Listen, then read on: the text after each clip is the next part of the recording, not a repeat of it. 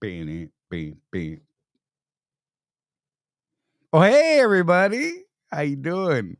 So yeah, it is Tuesdays, November. I almost said September. I'm never gonna learn how to use the calendar. Just not gonna do it. I like that. I just don't even. It is November 15th, y'all. We're halfway through this dang month. Oh my god. Oh, I just want this quarter to be over with. I want the next quarter to be over with. So that maybe we'll start seeing a climb. Anthony McHugh, the first one I see to post there. What's up, buddy? Craig Hutchinson, how's it going? CW, how's it going? Craig, buddy, that snow, y'all can have that mess. I drove through that nonsense Sunday morning from PA all the way till about 2 hours before I got to Maryland Sunday morning. Snowed the whole time. Wasn't sticking. I mean, it wasn't like it was bad, but good God, man, I hate it. I don't like it. Paul Phillips, how's it going, buddy? Matt Nissen, good to see you. You know what? The hell with that Minneapolis stuff, Matt. No sirree. Lisa, how are you? Good to see you. All these people that I saw in the chat before we actually even hit start. Jeff's not parked yet. He'll be here in a little while. Yeah. Oh, sticking. Yeah. So, I did a thing. I broke my rule and I went into Canada. Look. So here's why I actually took that load. This I think you guys could relate to this. So the first load they sent me for me coming out of Phoenix last week. Excuse me, my sinuses are killing me. Was a load to New Jersey.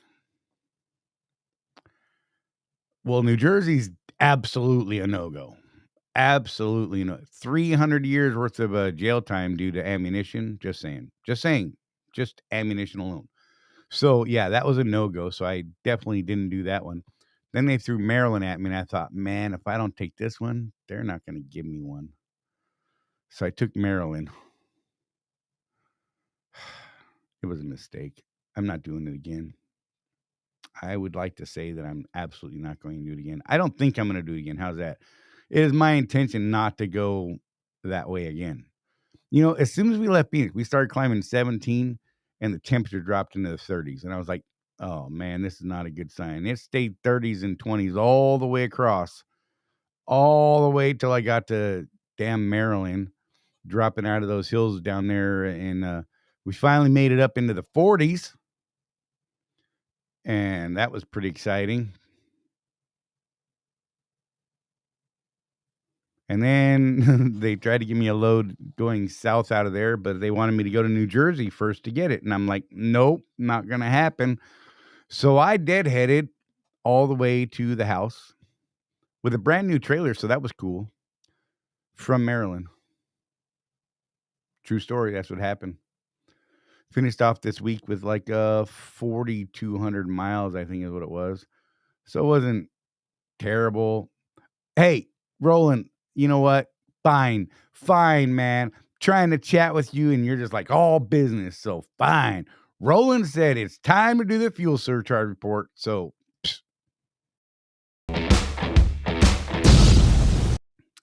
and there you have it. Roland asking, you shall receive, sir.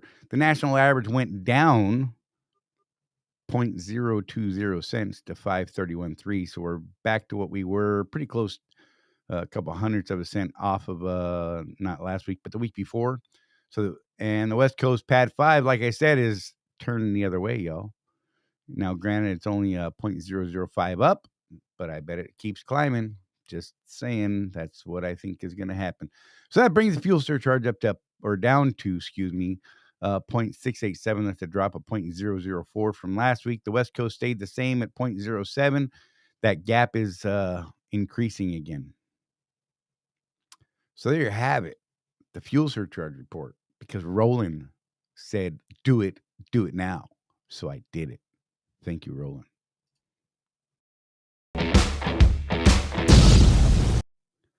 Are you happy, Roland? Are you happy, sir?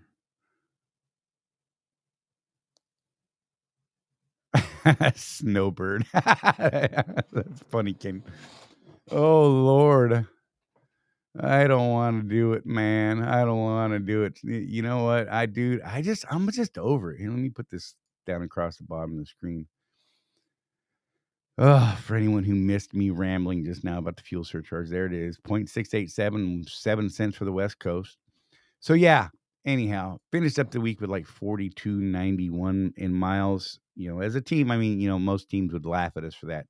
But for Rosie and I, that's actually a happy spot for us. That's actually it's about 1,000 miles more than we actually ever really want to do.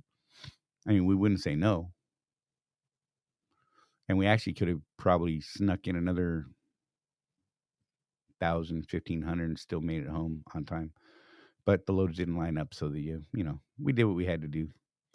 We actually, we left Maryland Sunday morning, and we made it down to Virginia, and we're like, let's go eat a real dinner.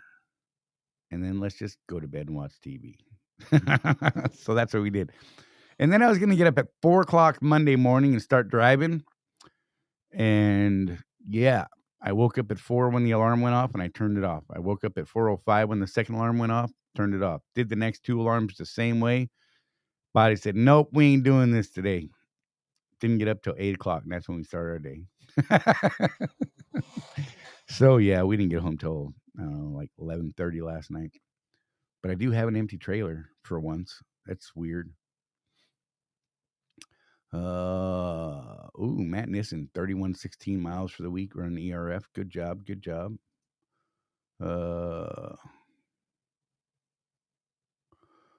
Blackbeard, your truck is done finally. Just waiting to get it paid. Nice. That'll be awesome. Yeah, Craig, I was looking at the breakdown. Craig says New England went up. I was looking at the breakdown. In fact, let me go back over there. And,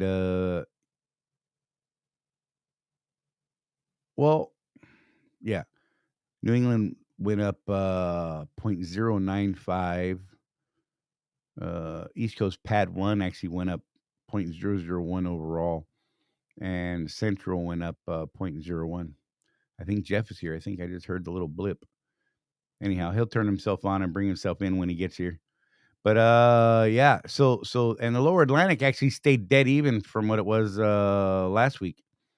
So yeah, and so breaking down the Pad 5 stuff, it's funny. West Coast less California actually went up 0.019. And somehow, get this, California actually went down a penny. Don't understand it. I bet it turns around this week. Anyone want to bet? Come on, it'll be fun. I'm gonna bet Jeff's next paycheck. Yeah, baby. What do you think, Jeff? I don't. Hey, man. Jeff's like just down the street from his house. He made it all the way there. Yeah. Charlie, do you know how hard it is to get motivated to leave the house when you've been home for 3 weeks? Dude, I feel your pain. I do. We did the fuel surcharge because Roland was yelling at me. He's like, do the fuel surcharge, man. Do the fuel. I was like having a conversation with people, and Roland was like, no, get to business, man. Get to business. Yeah, what would you do? This answers the question, Charlie. What would you do without me? Dude, I was like on a roll, just chit-chatting, having a good time, whatever. And Roland's like, man, I ain't here for your talk. I want to hear numbers. See how Roland is? Dude, is all business, man. I'm just saying. He's kind of mean to me. It's the way to be. Everybody's saying hello to you now. Yay. They like you better than me. That's okay. You know what? Good. One of these days, we're going to have to switch things up, and you can be bad cop on Facebook. Dude, or good cop, rather. You be good cop, and I'll be bad cop. I don't even understand how it's weird because, we always are on the opposite spectrums. And it's funny because normally it's not something like we plan to do, but someone will ask a question and we'll both see it usually around the same time and just start answering the question. And one of us is usually bad cop, good cop. It's not something we talk about. And then it flips. Like it could be anything. All right. Look. Someone's trying to get all serious on us right here. Robert McMahon, let's talk about this new insurance bullshit for next year. Okay, what would you like to talk about? So I can tell you something I wanted to bring up to some of you guys that are mentors and looking at outside insurance. The OIDA option, I actually spoke to folks over at OIDA today briefly, and I brought up the fact that, we have contractors who are mentors. And how would that affect their insurance? And according to OIDA, they're cool with it. They're like, look, as long as the other driver, the student in this case, has a valid CDL, they're covered by the contractor's insurance. I spoke with True North, another company that we're looking at right now, and I actually got a quote from them today. And I don't think I'm going to break numbers down today. I'm waiting to get a couple more so that we can put them all out kind of together. But I asked them about that, and with True North, if you are a contractor and a mentor, you will not be able to use True North's insurance because they do absolutely require that you have a CDL for 2 years experience. So these are things that we're going to run into during this process. Robert McMahon further here. Let's see. A lot of old drivers are starting to walk now. There's a petition going on now. What I was told. You know what? It's not Swift though. Okay. It's not Swift. I mean, it's the insurance company. That's why we're looking at other options, buddy. So, if you don't want their camera, it's simple. Just get a new insurance carrier. And that's what we're trying to get at, And is Charlie, those types of things. Charlie, time something changes with our contract. Oh, Right. owners are walking now. Okay. That's part of being in business. You have that choice. You can go to another carrier. You can go to another insurance company. You can do this. You can do that. You got to do what's best for you and yours. That's like the whole point of being in business for yourself. And as far Right. as a petition goes, I mean, you know what I'm going to say about that, Charlie. Come on. It's the Right. same thing I say when people say owner operators need to unite. Oh, okay, comrade. I Right. mean, we're in business here, guys. Yeah. No, I'm good. That's about as that's about as anti-capitalist, which is what we are in business for, is to make money for ourselves as it Right. gets. If the best petition, if you want to go that route, is how many people walk because of that. Will that cost to reevaluate what insurance company they're doing business with? Maybe. Right. Probably not, but maybe. Oh, here's a good option. Look. And Sorry. Chris the trucker said, submitted my quote from USAA to TransStar, and they said it met contractual obligations. I good. don't know that you have to submit it to TransStar, but okay. Hey, you have a current copy of it. Go ahead. Well, saying that was the best way to do it was to see that it matches up, because TransStar, people need to understand who TransStar is. TransStar is not an insurance company; they're an broker. Chubb Group is the insurance company who authorized TransStar to sell their insurance, basically. So if you were to take a policy to TransStar and say, hey, you do business with Swift, does this meet their requirements? And they can say yes or no, because they know what the requirements are. Even better than us reading our contract, I think. Because, Right. how many does times have clearly you read? state in the contract. Okay. You know better than that, but okay. I know. I know, man. I know. It is in Schedule A, and I'm looking at my little cheat sheet here. Apparently, they are getting some quotes coming into the division that are not showing the amounts that they need to show. So they're having to either go back and get you to get those amounts added to your quotes or your coverage writer page thingamabobber, or get a different coverage altogether.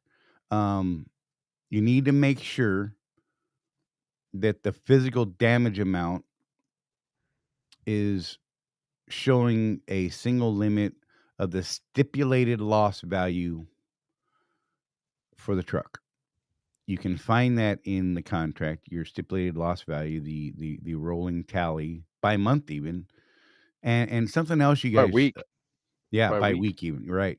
Something else you guys should look at is adjusting your stipulated loss value on maybe an annual basis, because every year the value of your truck drops most years. Last year and the year before, we're just going to throw those out the window right now, because I don't think we're going to see that happen again anytime soon. In fact, we're going to see a glutton of trucks on the market here real soon, so the values are going to drop drastically.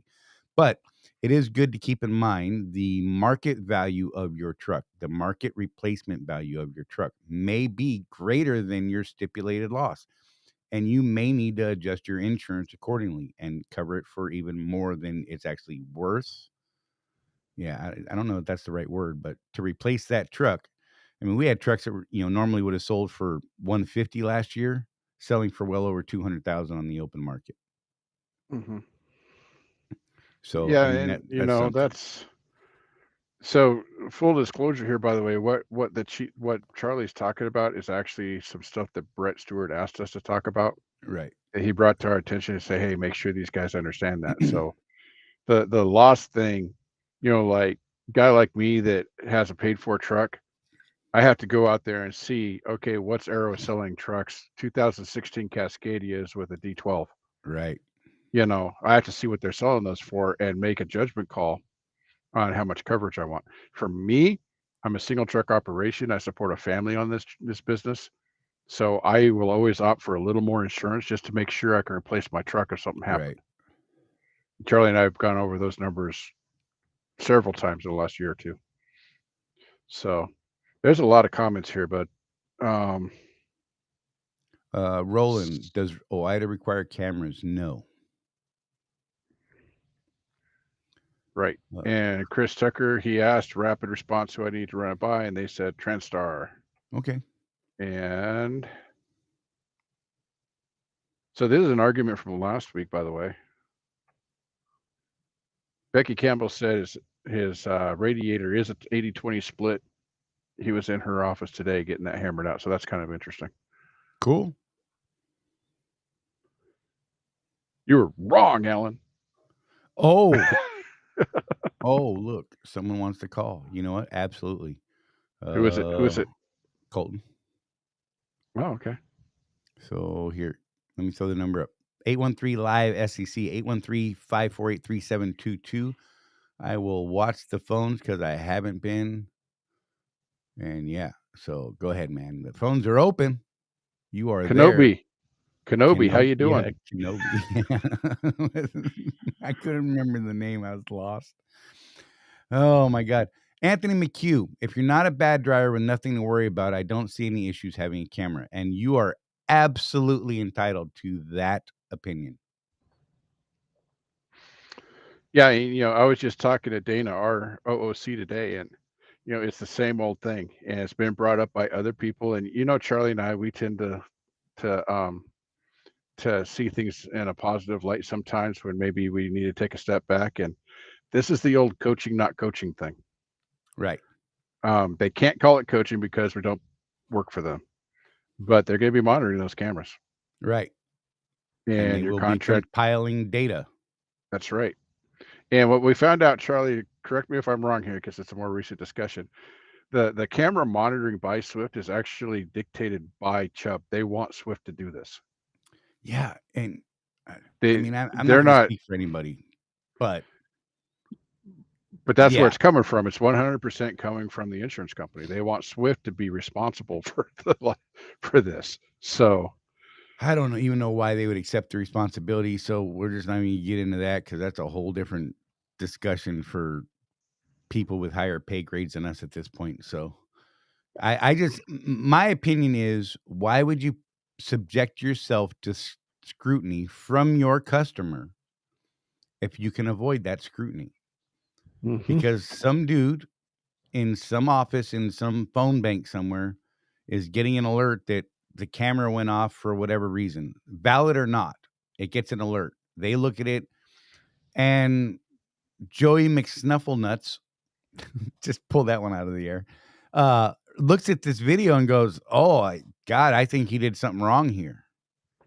And then they notify Swift, and Swift has to look at it. And, then maybe you get somebody who says, "Hey," they didn't even look at it maybe. And that's been a thing that we have seen this.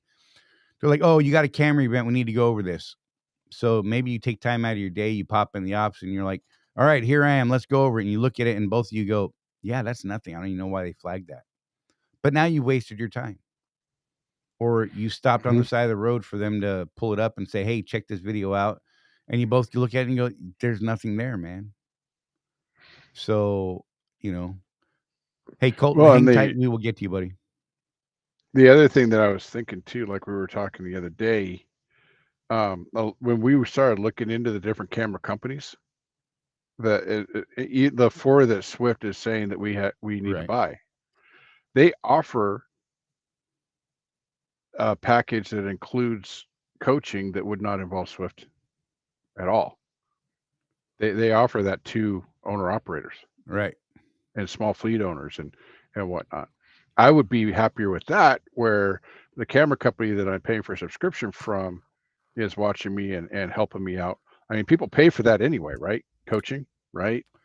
Right. I wouldn't have a problem with it coming from the insurance company. They're like, "Hey, jackass, slow down." I'm like, "You're right."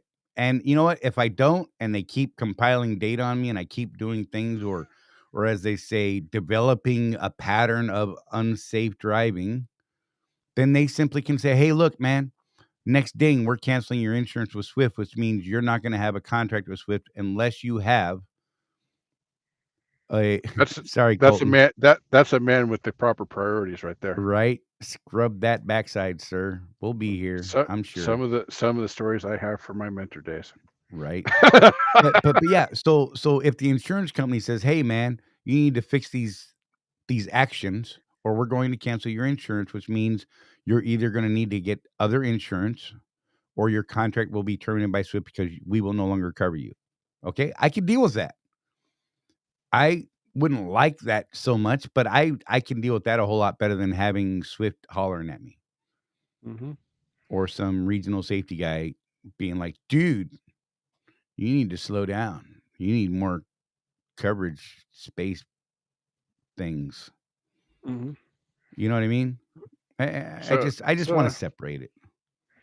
so Anthony, I think you're correct on this, but the difference that is exactly what Charlie's talking about. The insurance company wants to limit their liability, and so Right, they might require a camera. That's fine, but what's that got to do with Swift? right, By and large, talking to people that look at the statistics, our owner operators are pretty safe right, as it is. That's one of the pieces of value that we give to Swift is because we own these trucks, because we have money on the line. I mean, that does make someone a little more safety conscious than some guy that's driving some truck that someone gave him. So, yeah, you're not gonna get me to argue that.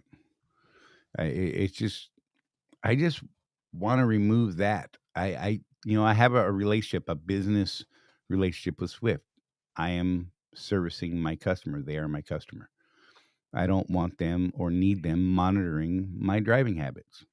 Not saying mhm, that I have a bad habit of doing this or that. I'm just saying that why would I subject myself to that scrutiny from my customer? I don't tell them that I'm climbing on my roof at home. They might be upset by that. "Oh my God, if you fall off that ladder and hurt your ankle, you won't be able to haul our freight." Okay, whatever is, it's my business. I'm just saying. Oh, what's going on here? The reason I selected, let me swap out here. Turkey Todd. The reason I selected OIDA over the other insurance choices was I was trying to select something that was both affordable and that most people could benefit from. And that's cool. That's legit. And like I said, they're actually saying that these guys that are mentors will be covered by that insurance. So that's a good Mhm. thing. We're still waiting on another option right now that we're waiting to hear. We got a company that's looking at possibly building something custom for us. So that's going to be cool when that starts to appear. Yeah, and I sent an email to my insurance agent on my home and auto, and which is through American Family. And you guys all have auto insurance, right? If you own a home, you probably have homeowners insurance, I hope. Right? Reach out to those people. Find out what they have to offer. You never know. My guess is that they're not going to come close to OIDA. Just a guess. But I want to know what their offering is. Having been a customer of theirs for so long, maybe there's some sort of,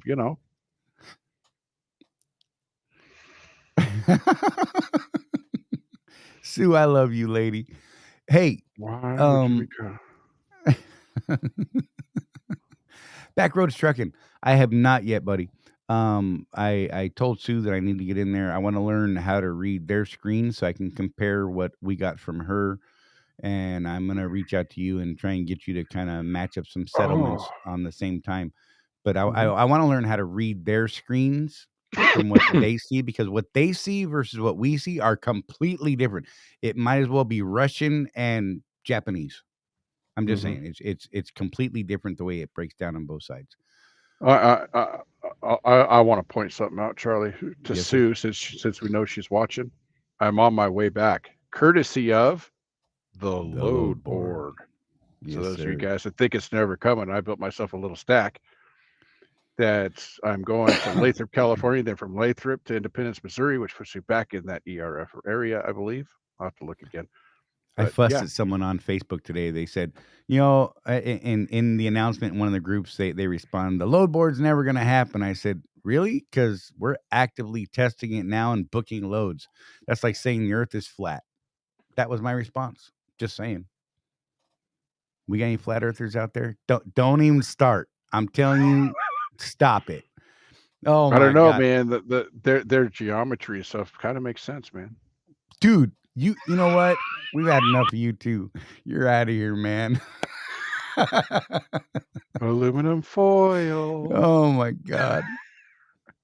Robert, we are Uh, not on a percentage on the load board. It is our contracted rates. These are Swift loads, not outside brokered freight. yep, I think that was the quick, short answer there, right?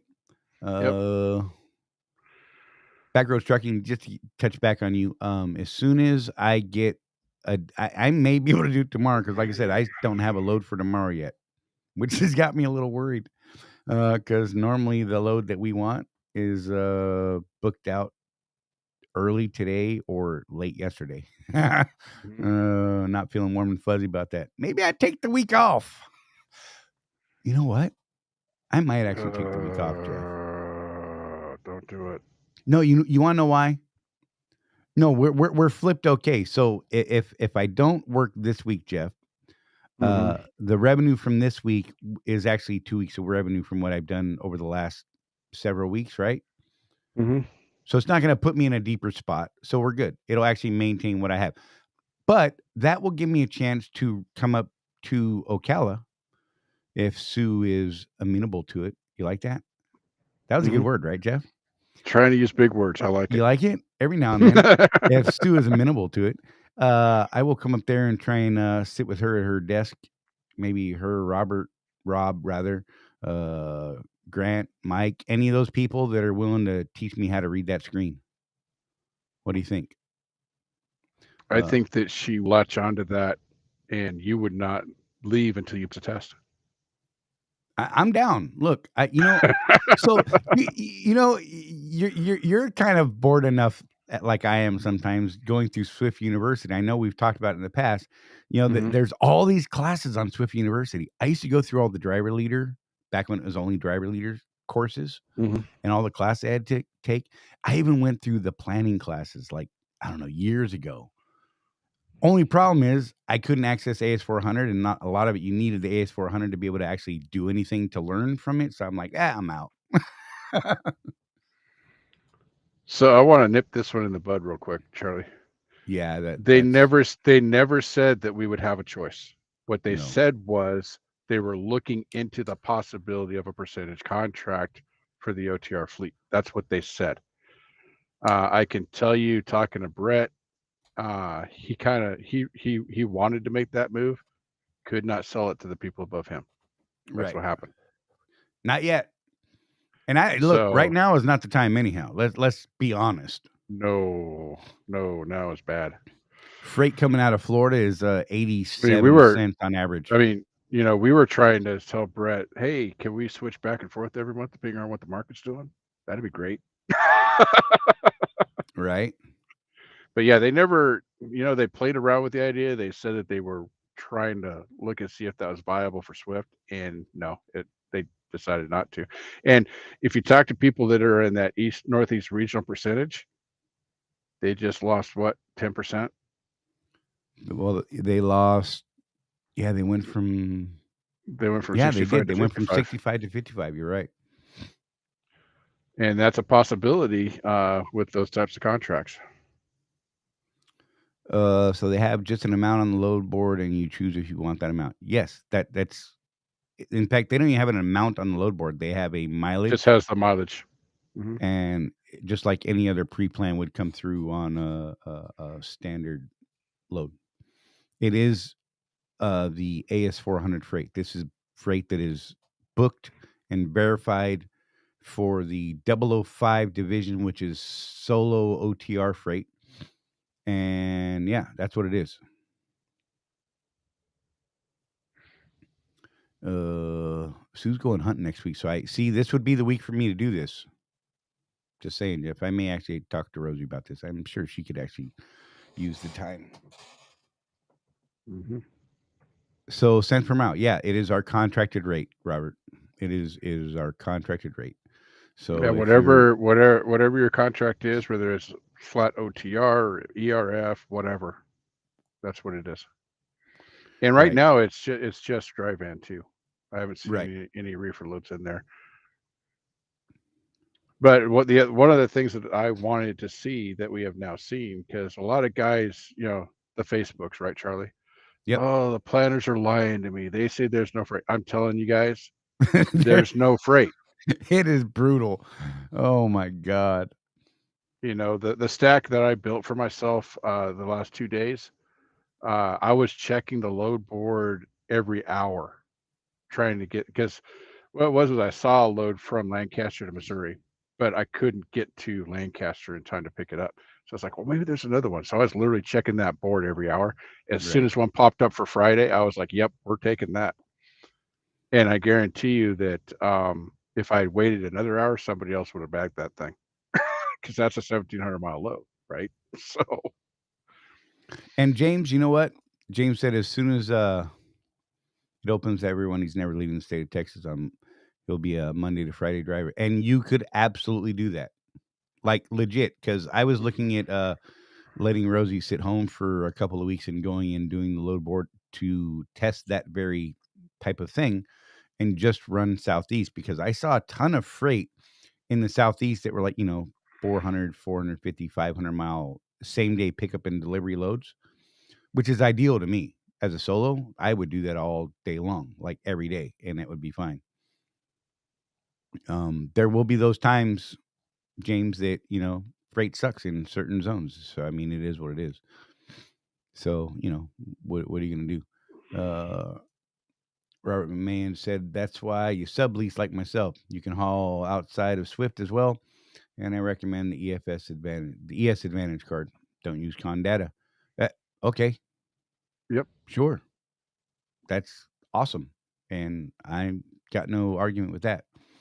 Um, you know, freight rates are dropping drastically, still dropping from what I've seen. I didn't check this week. I didn't have time this morning. I apologize. But last I heard, we were expecting a slight incline in freight in certain lanes, and then a drop back to what we were the week previous. Don't know if that changed this week or not. What they're forecasting, so I will try and dip into that. Maybe we can get further into that next week. Excuse me. Hey, that worked out perfect for you, Sue. Dennis will be there Friday and you're leaving. See, there you go. I say, well, I'm sorry. Sorry, Dennis. I apologize, buddy. Anyhow, so yeah, Sue's gonna go hunting next week. That's pretty awesome. Y'all better be careful. She may see you out there and take you out. I'm just saying. But hey, it's all good. So, but yeah. So, Robert, dude, I dig your input, brother. Seriously, I like the comments you're making. So, I hope you're not taking us adversarially because that's not our intent at all.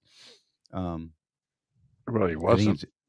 it's a good conversation. Well, some people take what we say just because we ask questions or maybe we rebut something, and instantly they think that we're fighting with them, and that's not what we're doing. We're just trying to get all the information covered out there that we can, right?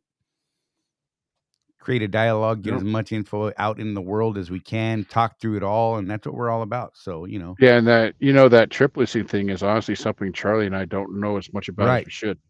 So there's So, actually a couple people, someone named Haas, I remember, mhm. was talking about it, and now we have God. Because that What was is one his of the name? questions that's come up in too is if we go out in insurance, right? Does that make it easier for us to do that trip lease? I would think And so. I would think so, but I don't know. Right. We'd need someone to brief us on that, I think.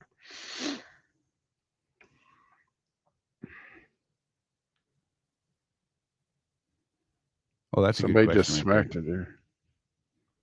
What happened?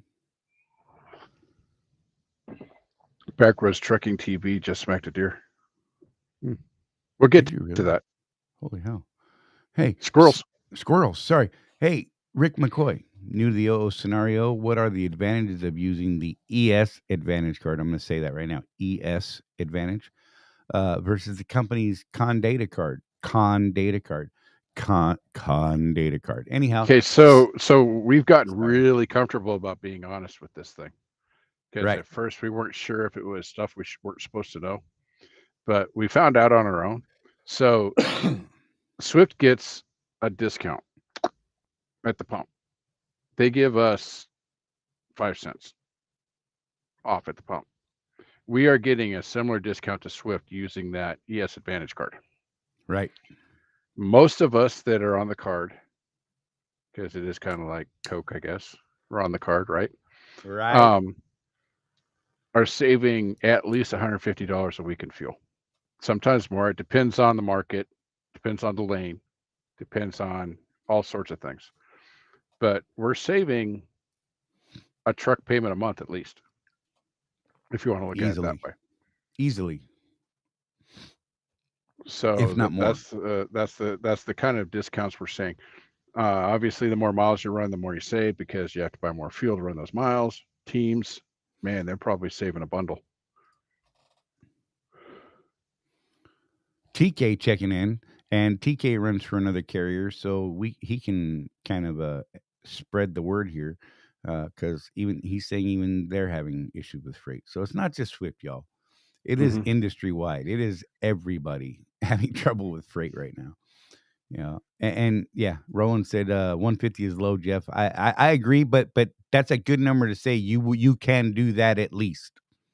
Yeah, well, Roland, you have to understand that not all of us actually work for a living. Right.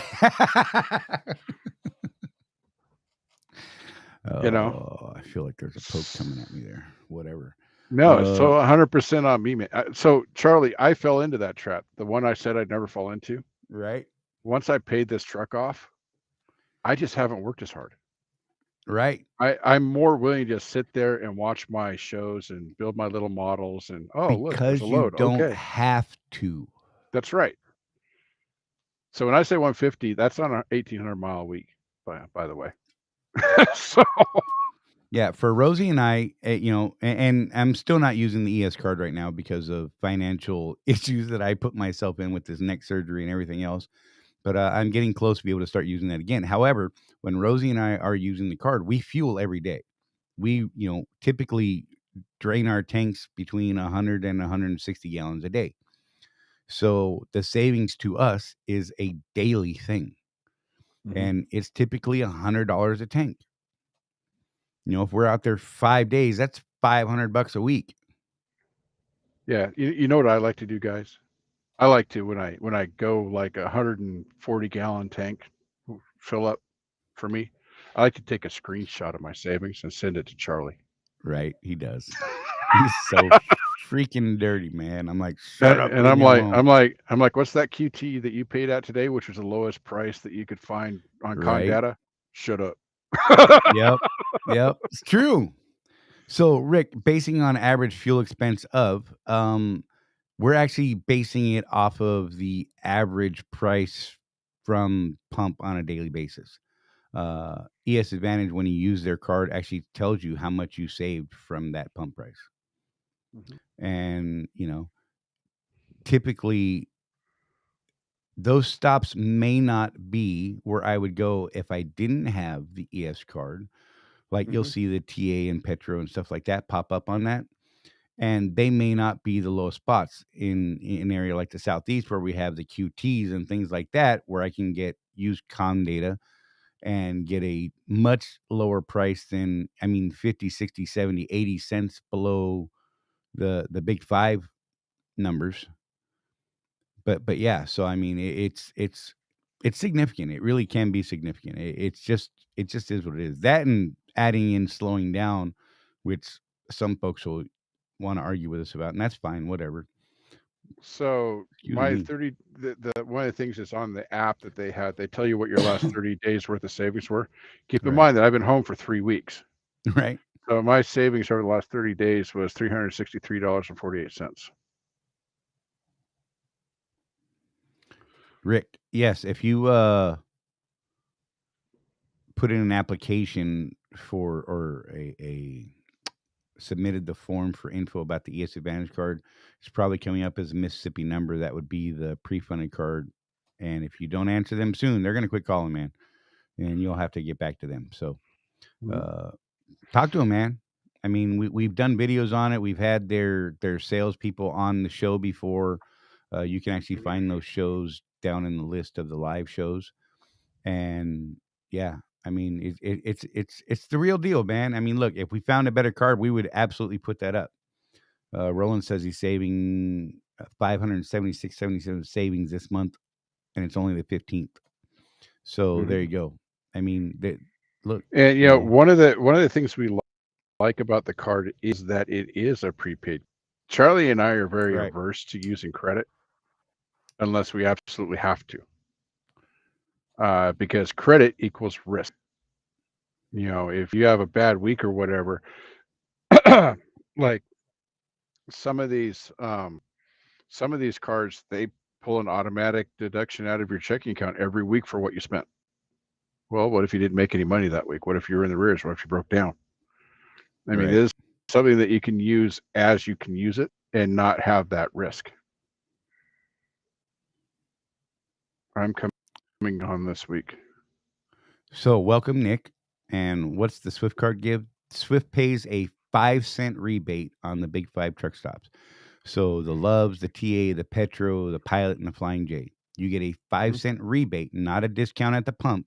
You get a 5-cent rebate on your settlement when you use your Condata card, the company card, and you get that back from those 5 truck stops. That is it. Yep.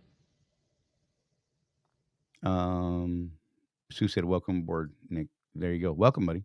So hope you find the channel helpful and you become part of the community and you start chiming in, man. And hopefully we can get you guided and help you and all that good stuff.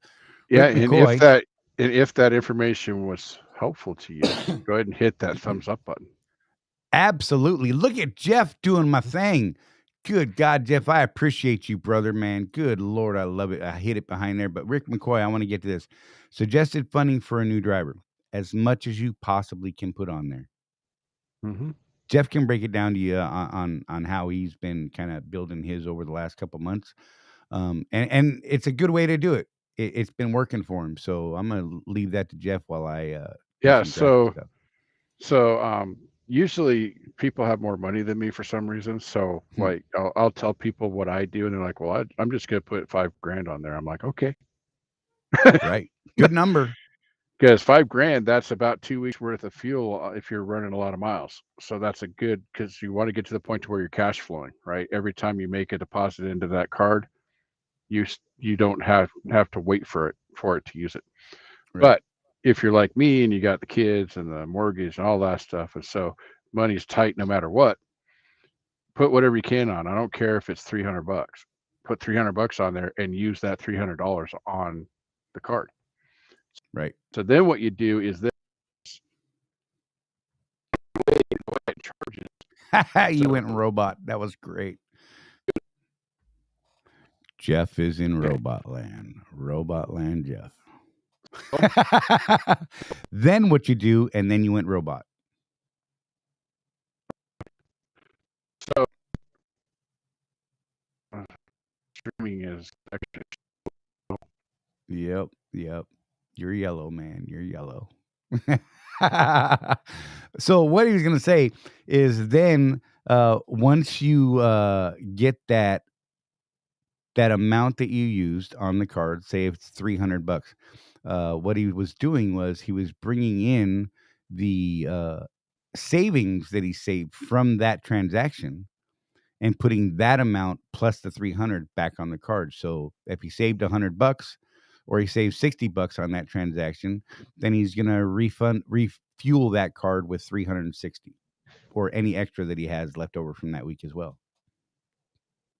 I think I said that right, Jeff. I think you're back, buddy. Kind of. Yeah, I'm back. All right. So easier way to do it though is this. So the way it charges, like if you go to a TA, it's only going to let you put as much in tank as you have money based on the pump price. Right. So let's say it sucks a little bit. it does suck a little bit. So you swipe your card and let's say you've got $600 on there, and they're going to let you put $600 at retail on that purchase. So then what happens is you get your discount afterwards, right? And so all you really need to do is get your retail receipt. And when you fill the card up next week, fill it up based off of your retail receipts, not what you spent on the card. And there's going to be a variance of about $100 there. So each week you're putting another 100, and as time goes on, you're saving more money. You're putting more and more money on, and it snowballs. And within a month or two, you've got $5,000 on there. And that's our current recommendation is $5,000. Because again, what you want to do with this thing is you want to cash flow it. So you want to stay away from doing the debit card or credit card thing, because the fee for the transfer fee on those is 3.5% of the transfer. It's 0.5% if you do an ACH transaction through your bank account. But if you do the ACH, it takes 4 business days. So what you want to be able to do is keep using that card, even though you're waiting on that funding to drop into the card. So about $5,000 we feel. Plus it'll help you weather when you go home, because everybody knows when you go home you don't make any money, right? So what money you made last week is probably going to groceries or something. So it lets you skip those weeks of funding and still be able to use the card. Right. I mean, Brett Stewart, when he was on the show and we were talking about this, he was getting a little frustrated with us because we found something better than Swift.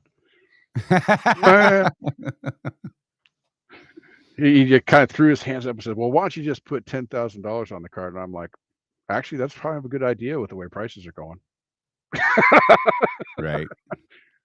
I mean, I don't know anybody that has $10,000 clear and free to put on a card like that. But, if you could build it up to that, you've got, then I was actually doing the math the other day, Charlie. If you got $10,000 on there, you could fund the card once a month. You could just do it as part of your monthly bills. Right.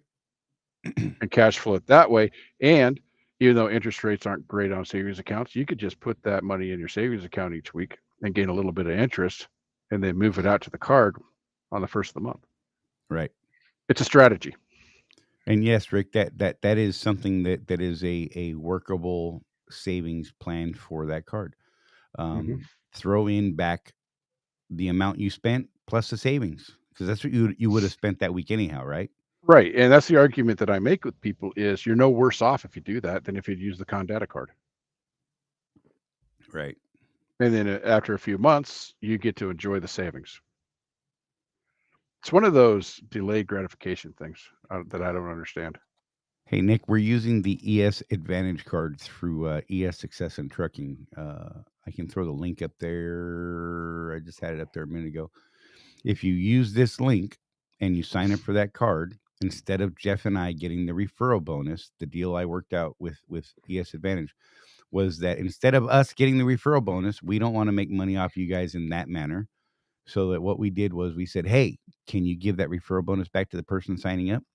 So when you get this card and you fund it and you use it, you will get that referral bonus put back on your card that we could have gotten and we chose not to because that's the way we wanted to do it. So we are not getting anything from it. Just so we're clear, not a penny comes to us for doing this. Not a penny. We wanted to pass it on to the members and the people that watch the channel and get them a good deal. And it was the best deal we could find. It's honestly the best card that we've come across yet to date.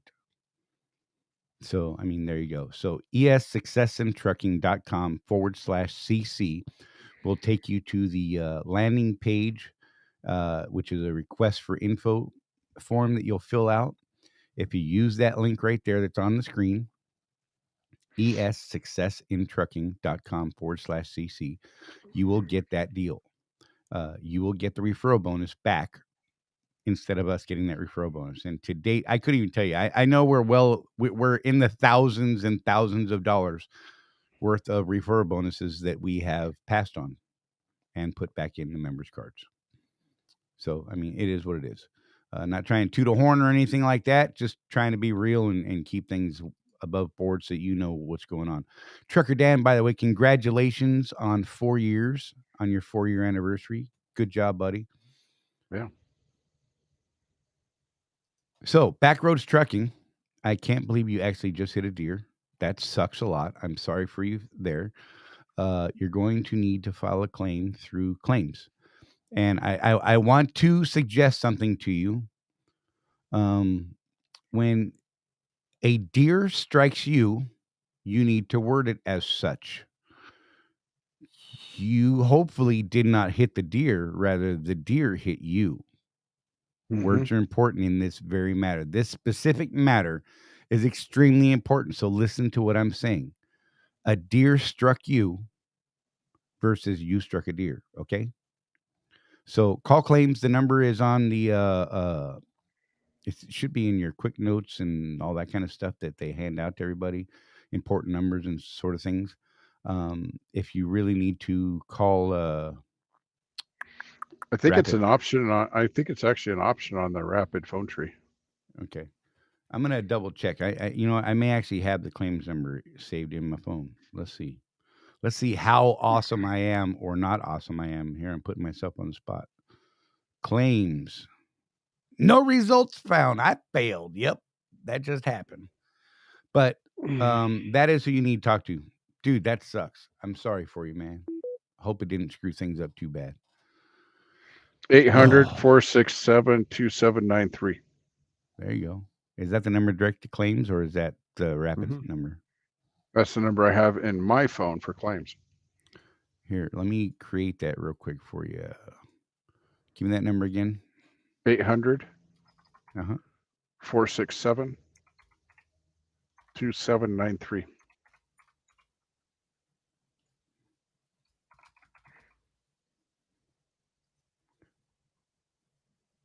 And here you go. It's on the screen just in case you can come back to this point at 54 minutes and 30 some odd seconds. 800-467-2793. That's the number for claims. Give them a call. Get that done. Get that squared away. Hope your truck is okay, man. I'm sorry for that. That's It's a not drag. on the screen. It was on the screen. There you go. You didn't see it. It was there. Okay. I was reading off the screen. That's how come I saw it. That's when I knew it was on it. You were just lagging. Crazy. Anyhow, I'll put it one more time. 800-467-2793, the number for claims, buddy. What else we got going on? This might matter, but Russia hit Poland. We might have 72 hours to live. James, I think we're going to be okay. That's what I think. Right now, we're fine. And Anthony McHugh, that explains where the $50 came from. Thank you, guys. Yeah, no, like legit. That's where the $50 came from. We simply that was part of the deal we worked out from the very start. Was we did not want the referral bonus from this program, and they thought we were crazy. And you know what though, I told them this on a Friday, and by Monday they built that page for us. Mm-hmm. Jeff Reese built it himself over the weekend. It was awesome. And every time we go to that guy with some sort of issue or problem, he does everything in his power to get the things changed. So yeah, I dig it. Mm-hmm. There you go, Sue. I'm with you. I wear it under my shirt though, not on my head, because I don't want people to actually know I'm crazy. So I wear the foil under my shirt. It's as undergarments really, and so we're safe. You're right. That's why I wear baseball caps when I'm driving.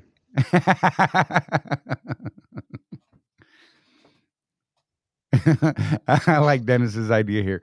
Make sure you call claims and make sure you strap that deer to the truck and take it with you. Do not do that. I'm telling you right now, that is a bad idea. You're going to get a ticket. They're going to charge you for poaching. Some states you can do that. Most states are like, You just take your knife that everybody should have on them and take a little bit of that back strap off. They'll never know. Right? I'm just saying it might be worth it. not that I have any experience with that at all. Don't get caught.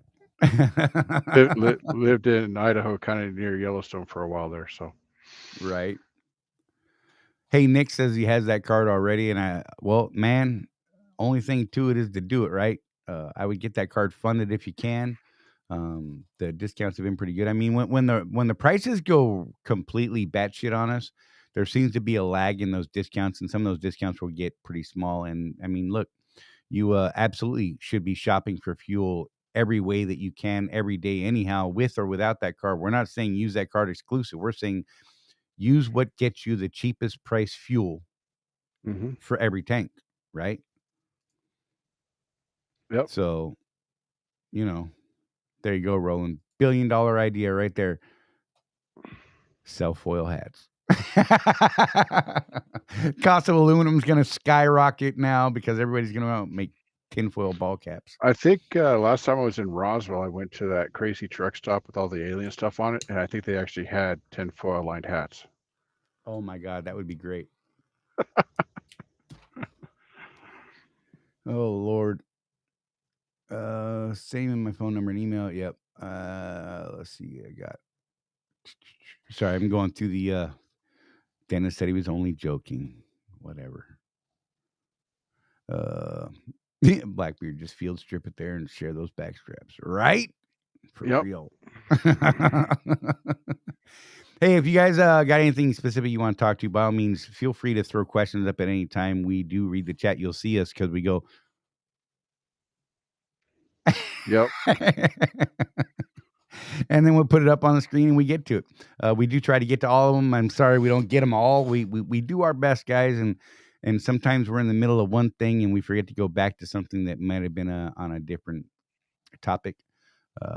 We try to catch those, but we don't catch them all. And I'm not going to lie, the chat goes pretty quick sometimes, so we do our best. Oh, Roland wants to. Jeff, forgot to mention the route option for fuel and rewards. I steer away from rewards because I tend to mention the name of a particular truck stop we're not supposed to mention. But yeah, right. There's some pretty good rewards.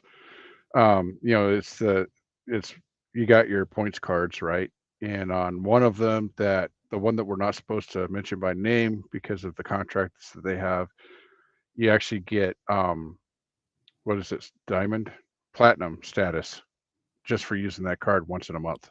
Right.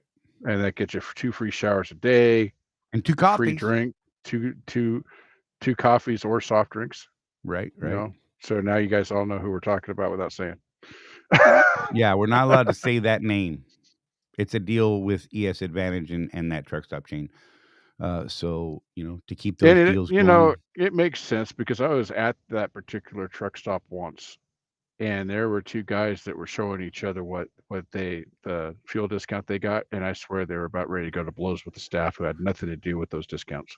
Right. Why am I paying this much? You know, that type of thing. Well, because you were dumb and got the wrong card. Anthony, yeah. So, Anthony, I have never had that problem. I've had a couple stops with the ES card where it wouldn't read at the pump, but it would read inside. With Condata, like when you go to the QT, you actually have to go inside and have them run it as a fleet card because of the chip. QT's chip readers outside will not read the Condata card with the chip in it for some reason. It tries to run it as a debit or credit card like that, and it doesn't work. So it asks you for a PIN number, and if it does that, if you're talking about Comdata, do not put in a PIN number because you should have to enter in your driver's license and truck number and all that stuff, right? So take the card inside. Like with the QT, I had to walk in. I do it many days a week. I give them the card, they run it, ask me my truck number, my driver's license. I give it to them. They finalize it, turn on the pumps, and I go on about my day. Don't have to get a receipt, but I do every day because I'm tracking DEF on miles and all that stuff, and I want a hard copy. Yeah, the only problem at all that I've had was with the Sapp Brothers in Salt Lake City. I had to go inside and deal with it that way, but that's the only time. Anthony, was this with Anthony said they asked me how much I wanted to turn it on for. Was this with the Condata card at a Circle K or with the ES card? Just so I know that I'm answering the right question here. Well, I'm hoping it was with the Condata card. With the Condata card, they were running the card wrong, and they were not running it as a fleet card.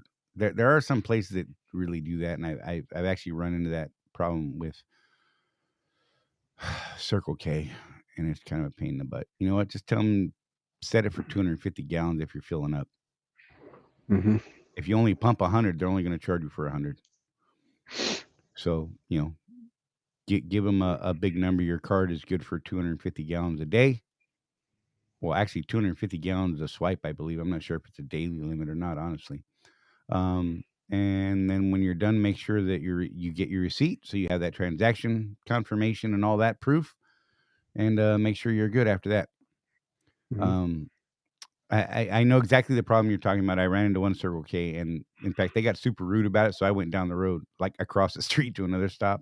There was another Circle K, mind you, and they ran the card just fine without having to tell them how much to turn it on for. So there you go.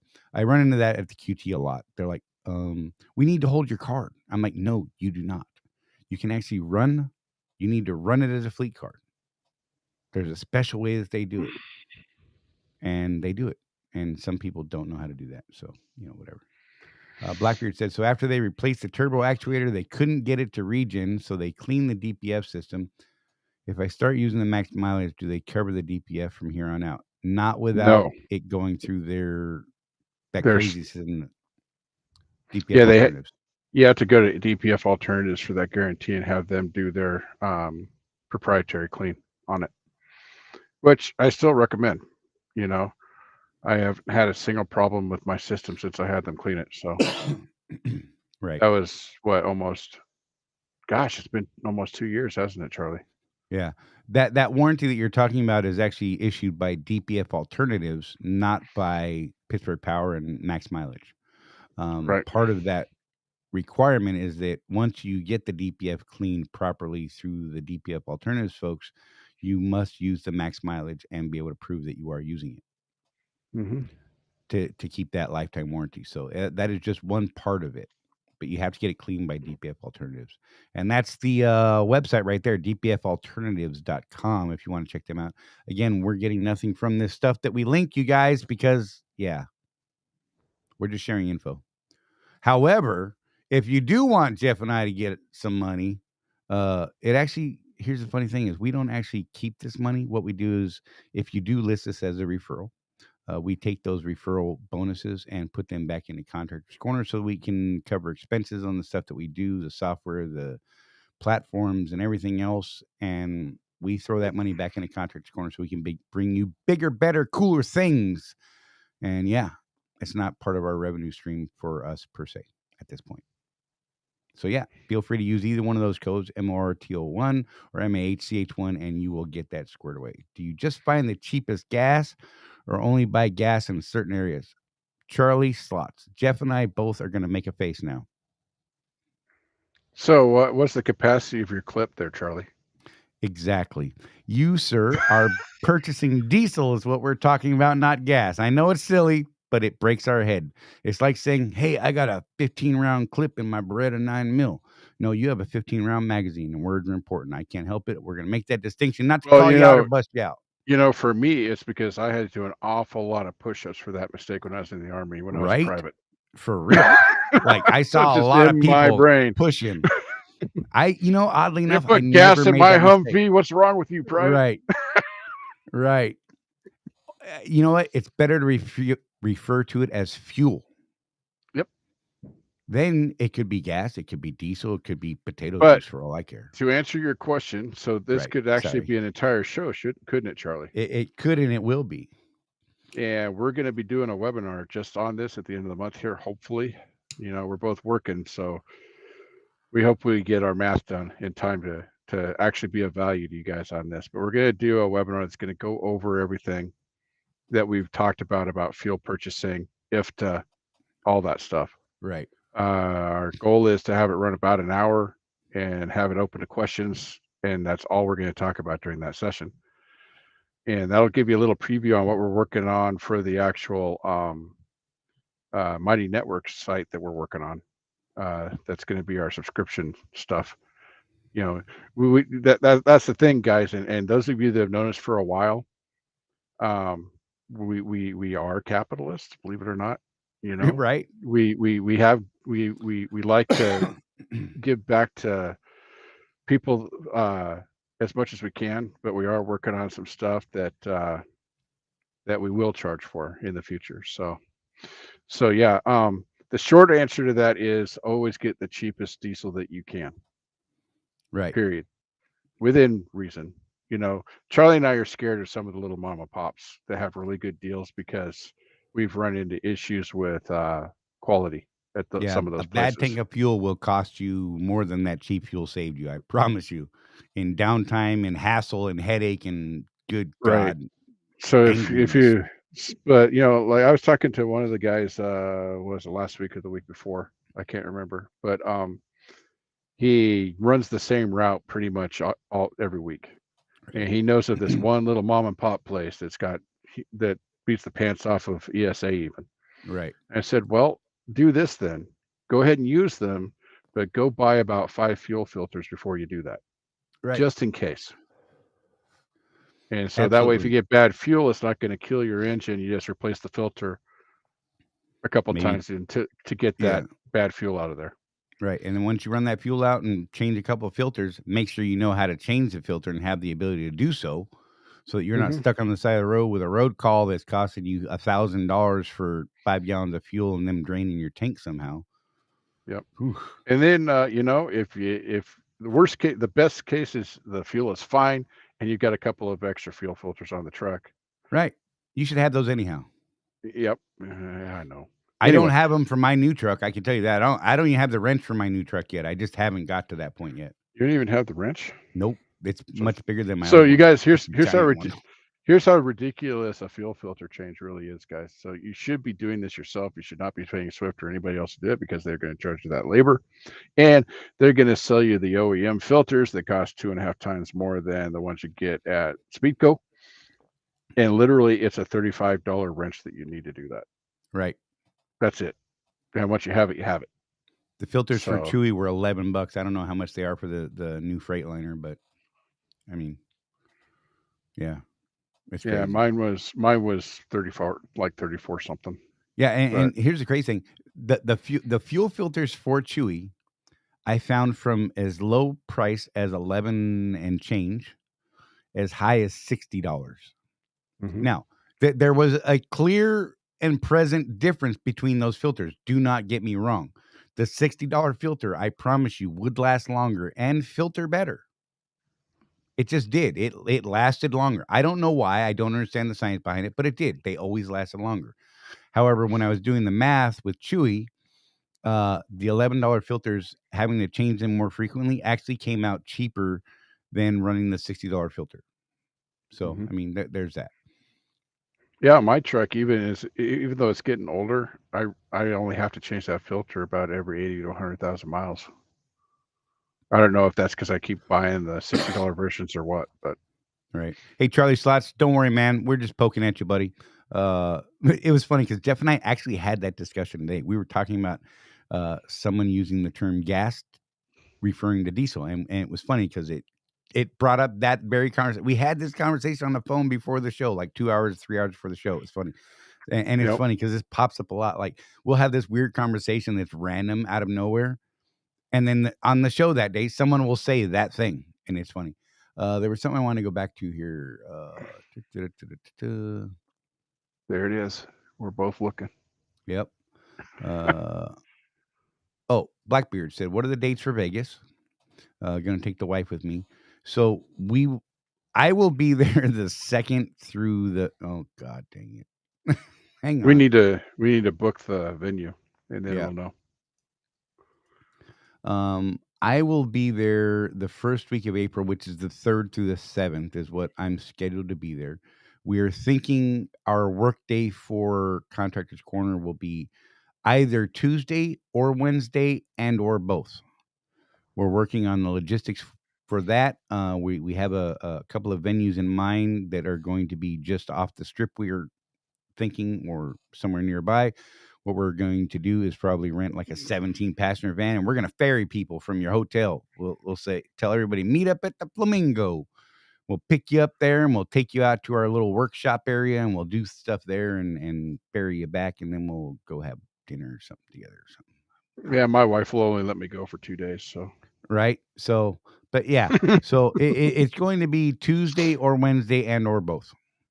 So there you go. Where was some more? Thinking of getting a laptop. This was a good one. Aside from entertainment, what are some things to use a laptop to help our business with? And there was actually kind of a couple of answers here that threw up after that. Spreadsheets, graphs, Anthony. Uh, mhm. Sue said accounting, auditing, settlements, route planning, and so forth. Absolutely. These are all great things, and these are all simple enough things to do. Learn how So to use so Excel. Charlie and I were talking about this over the past couple months because we're working on some print material, and I was like, well, let's just when someone signs up for the service that we're going to offer, we can just send them the file and they can open up at Word. And Charlie said, well, what if they don't have Word? I have a thing with that. If you own a business, you should absolutely have Office, Or and something that is compatible with it. you should learn to use it. And I'm getting up there in the years. I'm almost 50. I know that's young to some of you folks, but an ancient guy to some of you other folks. So trying to run through some of these spreadsheets that I'm trying to build and integrate them into a Word document and all that stuff that I used to do on the fly when I was in my 20s. Things have changed, Charlie. Right. It's Right. not as easy for me anymore. So, I want to come but back to something else here too in a minute. the main thing with computers, I'll just put out there because I did one of my businesses that I had earlier in life was as a consultant for IT. Figure out what software you want to run first, whether it's Word, whether it's just going to use Google Docs, whatever it is. Okay, I know Charlie's a fan of Google Docs, so and then you buy the system that runs your software. Now you have to be honest, because if you want to play Fortnite, a $500 Dell is not going to do it for you. Not on So, good graphics. Just saying. so I'm actually excited. Everybody's probably heard about my remodeling idea for the truck, and I actually found a way to put a full PC in the truck with some of this new microcomputer micro towers are getting so much better, Charlie. I Right. mean, I'm excited about that. So to have an actual workstation in my truck to do all this stuff with, you don't need to do that unless you're to rip all the cabinets out like I'm planning on doing and actually build yourself a workstation. That'd probably be kind of hard to juggle all that in a small Right. space. But I was a big fan of Alienware for a long time because I was a huge gamer. Mm-hmm. And they cost a lot of money. I think the last Alienware I bought cost me $4,500, Right.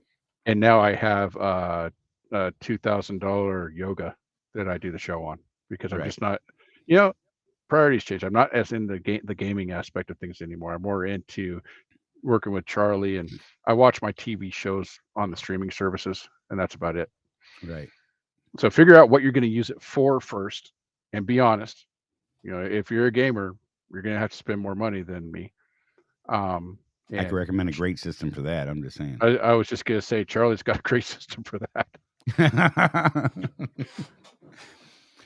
Hey, Anthony, does ATBS not do a good job of that in conjunction with settlement statements, or is it kind of double checking it all? So, yeah, there are some issues with ATBS, particularly if you are an LLC, an S corp LLC.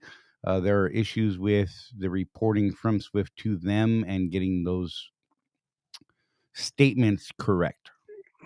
I'm going to leave that at that for right now, simply because you should always be verifying. I will go You as go for far it. as to say, Charlie, that Charlie and I, are looking at an alternative to ATBS completely at this point.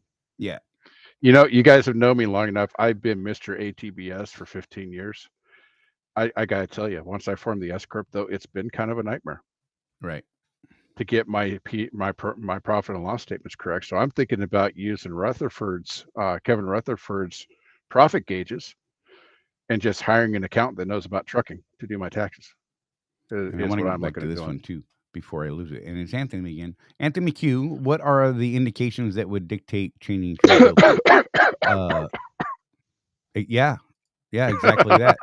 Stuttering, trouble starting, like Nick Earl said. A noticeable fuel mileage decrease could indicate fuel filter and or air filter as well. So keep that in mind. If you have a newer truck with a actually working, what's that indicator called? The resistance. Oh, the restriction gauge. Restriction. Thank you. The restriction gauge. Check that. Make sure you're keeping your eye on that so that you're And doing okay. and get yourself a fleet air filter. Absolutely. Still haven't done that Which for I mine don't yet, have, but it is coming. but that's next on It's my thing. it's That's next definitely on my list. it's definitely on my list right now. It's not a big priority right now for me. I'm really doing quite well on fuel mileage right now, so I'm still pretty happy, and I know I can be better. And I am using max mileage. I am almost finished with my first gallon, so I'm hoping that next week, well, if I'm not working this week, it may not be next week, maybe the week after, where I will finish that and be able to say, hey, I used a gallon of max mileage to this many gallons or this many miles on the truck. And I just think that might be a good piece of information. And because I got my truck with 28 miles on it. I didn't start. I want to say I started using it somewhere around 17 or 20,000 miles. I'm not. I got to look back. I have it saved in my fuel gauges app from Kevin Rutherford. I put it in there as a modification, so I know when I started using it. So I will be able to find out exactly when and how. So let's see. Craig said he got down to VA today, to Virginia. Filled up because I got fuel for 503 versus what he would have been paying in New England. See what I did there, Jeff? That was clever, right? I did good. Anyhow, and dude, so this was actually something I was talking to Jeff about 2 days ago when I was coming out through south of Maryland. I hear a lot of guys say, "Oh my God, I just filled up in Pennsylvania," and it hurt my heart driving through Pennsylvania. I was looking at the price and it was like $6.50 in spots.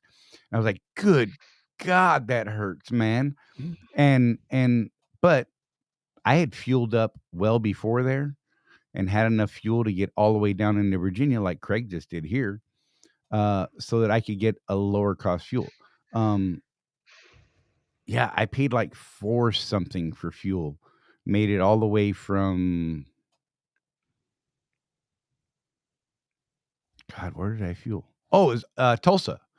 I fueled up in Tulsa at a QT there, as a matter of fact, and then made it from Tulsa all the way over into Maryland, made my delivery, and then 180 miles south of my delivery in Maryland into Virginia, where I got fuel at a Flying J, which was high, but it was well under $1 below what the prices were in Pennsylvania.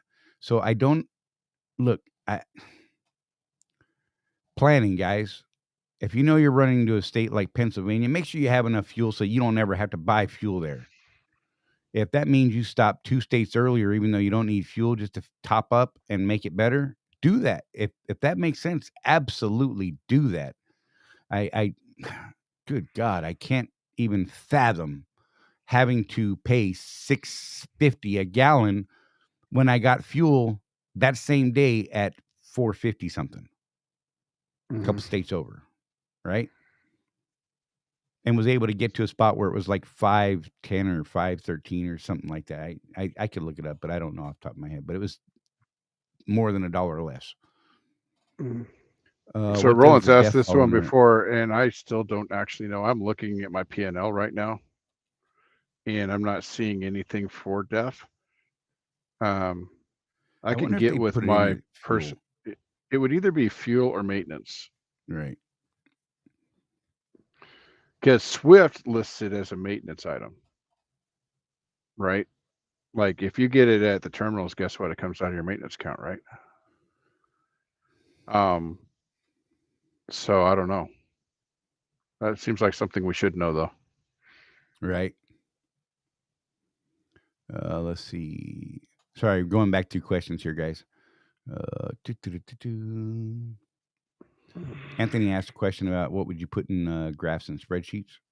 What would you put in spreadsheets and or graphs? You know what? Matthew Nissen has an Excel spreadsheet that we've been meaning to get with him and get him on the show so he could explain what he does with that. And that's going to be it's a pretty good spreadsheet. There's a few people out there in the group that have spreadsheets they use for different things. I really like Matthew's. Matt Nissen did a good job on his, and he breaks it down. It might even be too much information, but is there such a thing in this business? I don't think so, but whatever. James Bond said he's coming to Las Vegas. I'm going to stay out at the Speedway. Hey, that's fair. Let's see. Charlie's still using the Commodore 64 computer. Thank you, Dennis. Sue said, you should always hire or surround yourself with individuals that know more and to take care of things with your business. However, always by check and be accountable for your business numbers and success. Sorry, there was a continuation. No one cares about your business more than you. And Sue is absolutely right there. I'm actually going to be hitting Sue up here probably this week, and I want to talk to her about some people that she used in the past, and I might be, yeah. Anyhow, more on that later. What does it if fall under our queue? You got that? Look, Colton's back. Good shower, buddy. Glad you got it all taken care of and knocked out. Let's see. Thank you all. Anthony said, only 3 months into this game, trying to learn as much as I can. Hey, Anthony, you know what? This year was my 14th or 15th year at Swift. I can't remember which one it was. It was like November 7th or 15 for 8th. me, so It's 14 for me. And it was 08. Mm-hmm.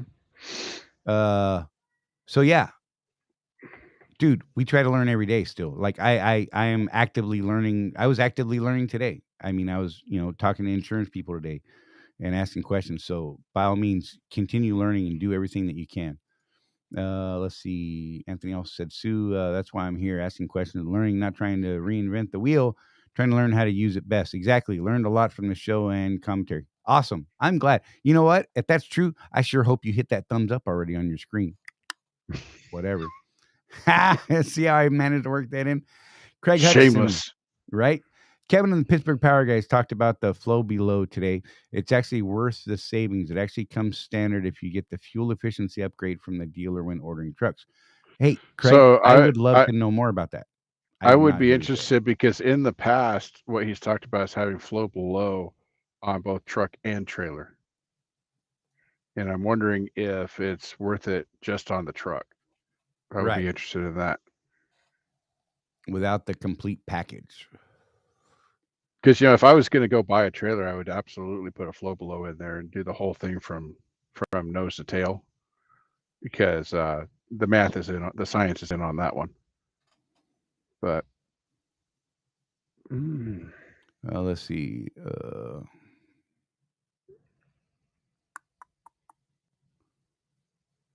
Sorry, going through the questions, guys. I think we got caught up on questions, Jeff. That's awesome. Yeah. So Yeah, we're talking about terminals now. Right. Different terminal prices and things like that. And like Sue said, on the driver owner portal, there's an active list of terminals. Yes. It may not hurt to call that terminal and make sure the pumps are working, because we've been seeing a lot lately in the groups on the Facebooks where people are saying, yeah, I went there, I waited, and I passed all these other spots to get to the terminal price because it was awesome, only to find out the pumps are dead. And that sucks. Right. So maybe give the shop a call, say, hey, man, your guys' pumps up today or what? And you know what? Maybe start sharing that in the group, you guys. Hey, pumps are up I at noticed Memphis that, today, I noticed that a few guys have been. Yeah, and that's been cool. Let's see. Yeah, I think we're caught up. Man, that's awesome. That plays into our overall strategy, by the way, guys. You need to be looking at the daily pump prices for the terminals.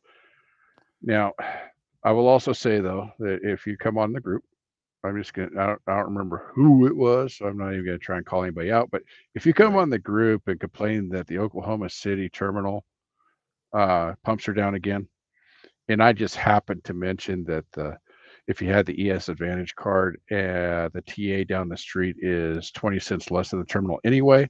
Right. Please don't say something like, "Oh, yeah, your stupid card." Right. Dude, that's just I don't know.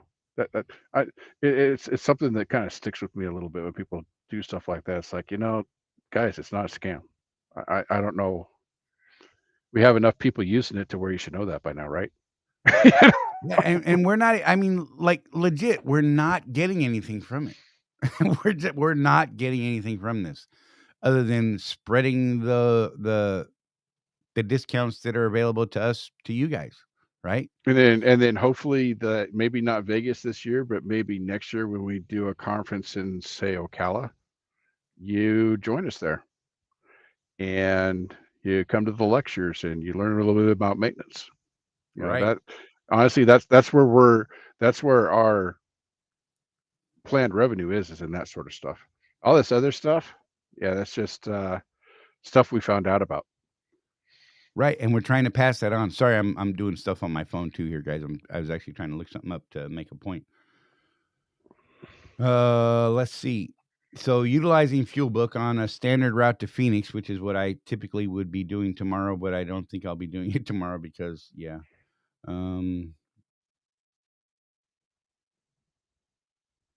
cool.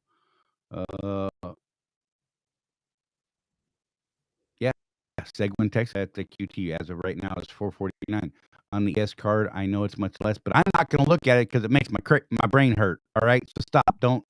Just going to do it anyhow. He's a bastard. But $4.49 on the Data card is not a bad price. I'm just saying. Surrounding prices in that area,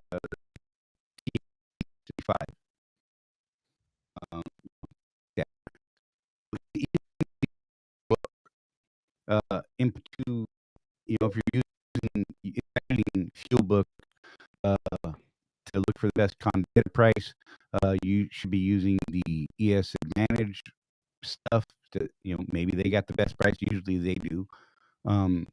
Whatever it takes to hunt down the best price fuel for that day, that trip, what have you. We're not saying use one or the other. We're saying use everything at your disposal to Ken Kelly. I love it, brother. He said, that stupid card has me laughing all the way to the bank. That's right. Exactly. Okay, so you said your cheapest price was what? Oh, you're a terrible person, Jeff. $4.49. TA in Lafayette on ESA right now is $3.98. Yep, that's huge. And $4.49 is a good price on Data. Don't get me wrong, but ES, good God, man, it hurts my feelings, and you're a bastard. What is the price of fuel in Ocala today? I'm going to look. I believe it was 440 something. I had it open earlier, was looking, and I failed to remember that number. So resources. Nope, it's not under resources. Where is it at? My What are you info. looking Yeah, up? The price terminal? of the terminal price, terminal fuel prices. There we go. All Ocala is $4.47.5. So, over here in this area, because I am look, I came home bone dry I will be going to the terminal because I still haven't funded the ES card again, and probably topping off there. That will get me all the way over to Seguin, Texas to get that lower price there. That will get me all the way to Phoenix and back out of Phoenix a ways. So here's You know? something that Charlie and I have been talking about that's really just bizarre to me. I don't know if you guys have noticed. The California fuel price at the terminals is insanely low. Yeah, it's Like weird. right now today, Warupa Valley is at 505. West Valley City in Utah is 584. I've never seen it. That's backwards from what it normally is. So I don't know Right. what's going on there. Mike Henderson said he doesn't trust the terminal fuel. He was using it and having fuel issues, took it in, and they said it had a ton of water in his fuel. The guy said it was cheap fuel. Which terminal specifically do you know? Because that's something we should maybe get looked at. Maybe that's something they can look into. And yeah, I mean, water Well, separators, typically, fuel filters. depending on the region, Charlie, if you pay attention to the fuel trucks coming in and out, it's usually either Pilot or Love's Fuel Right. that Swift is selling us. So that's kind of interesting. I think we missed something here. Anything to look for when getting a loaner? Oh, rental while mine's in the shop. Anthony said, anything to look out for with getting a loaner rental while his truck is in the shop. Sue said, OC will send communication out to assistance with a loaner. Yeah. In 15 years, Charlie, I've never taken advantage of that program. I've used once. and that was when I was stuck in Texas. I was actually on my so you remember that video that I did with Kevin Quast and Betsy Parrish years Oh, the ago? Mr. Swift video. Yes, the Mr. Swift video, the one that got me threatened to have brake lines cut and beat up and everything else, right? hmm So I was in Texas on my way there with a load to do that video, and the EGR valve went bad, and these guys, it was crazy. I ended up having to leave the truck in Texas, got a loaner out of there. It was my first experience on a automatic, which I hated, and that was the truck that made me swear I'd never get an automatic. In auto shift.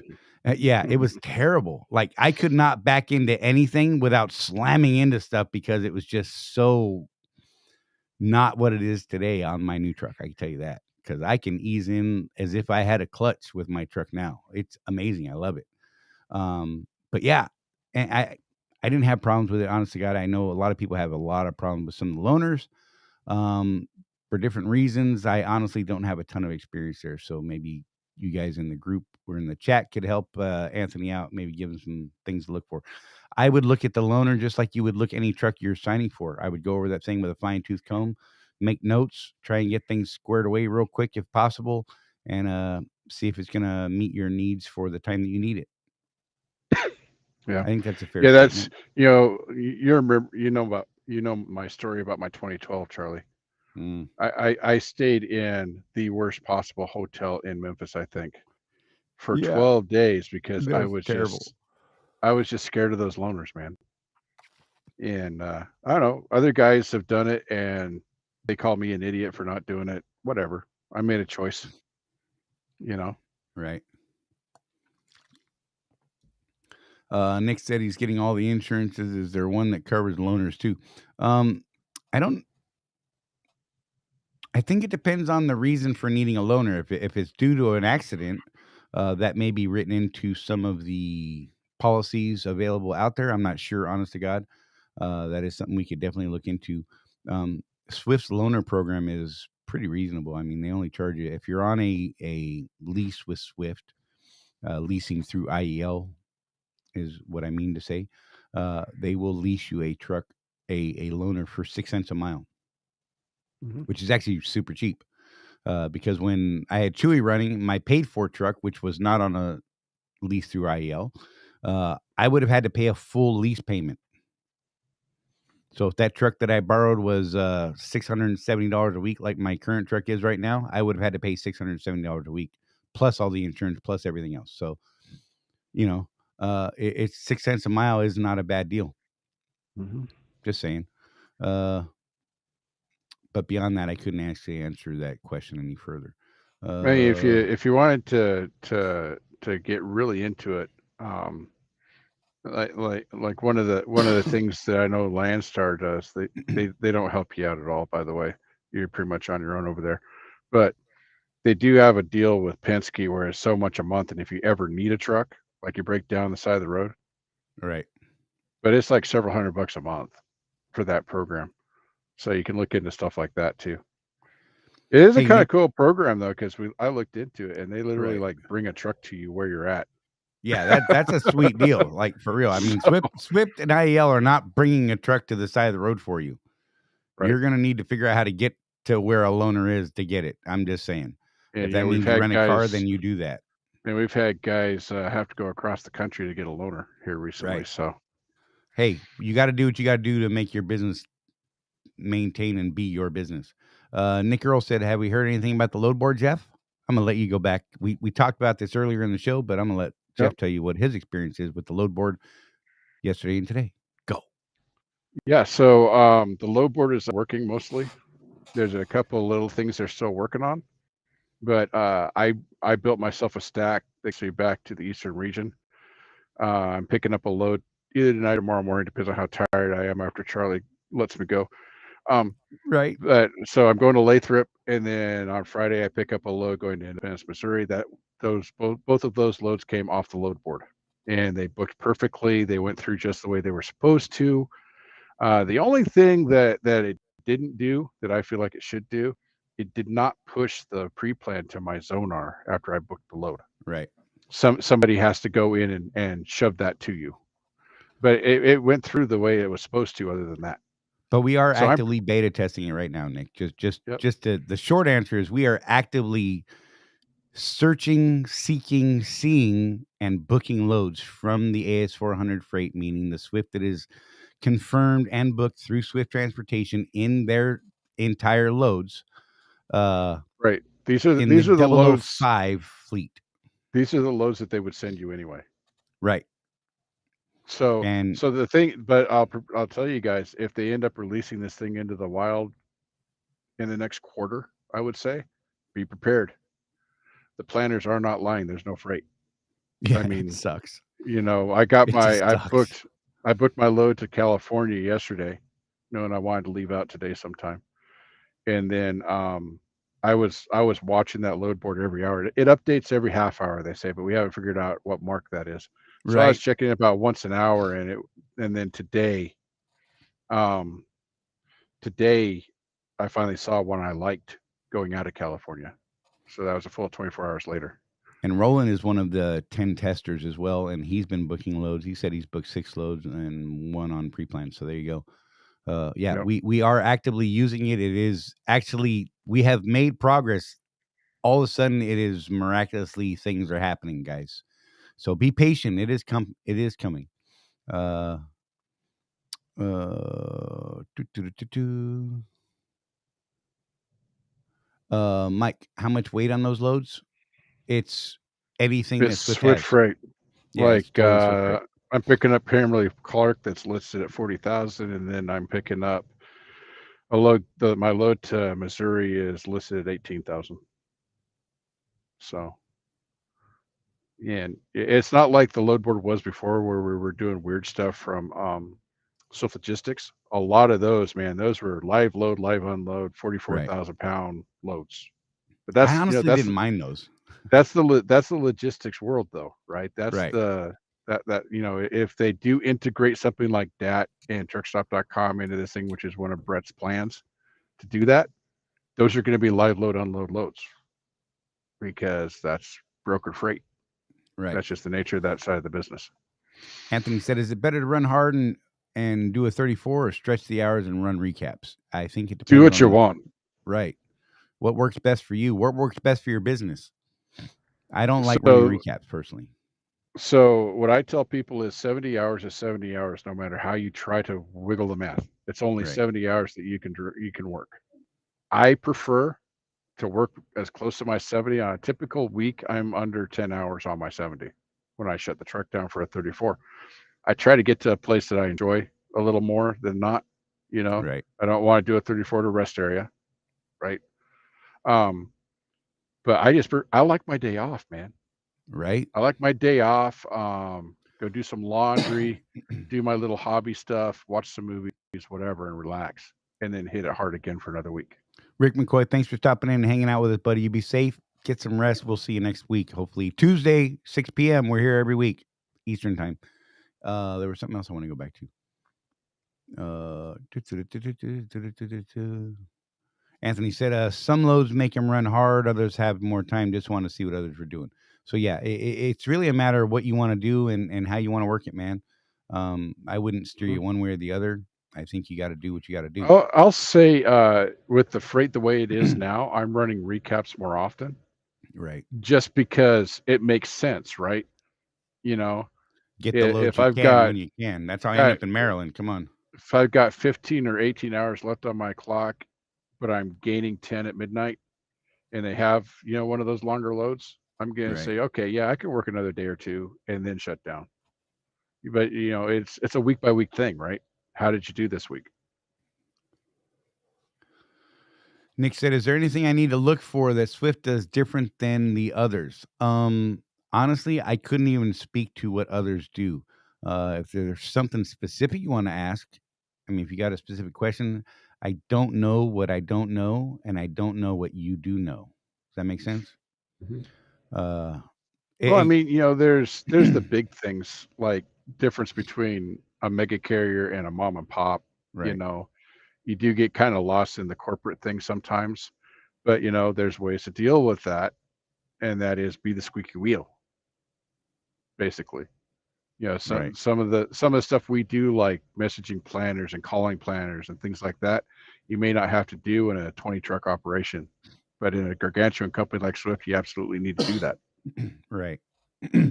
And like Roland is saying right here, he said it's a hard freight market, though we should be cherry picking, but I'm just grabbing the shortest deadhead miles, not worrying about the weight. And right Mhm. now, I can't argue that, man. I mean, look, and Nick said,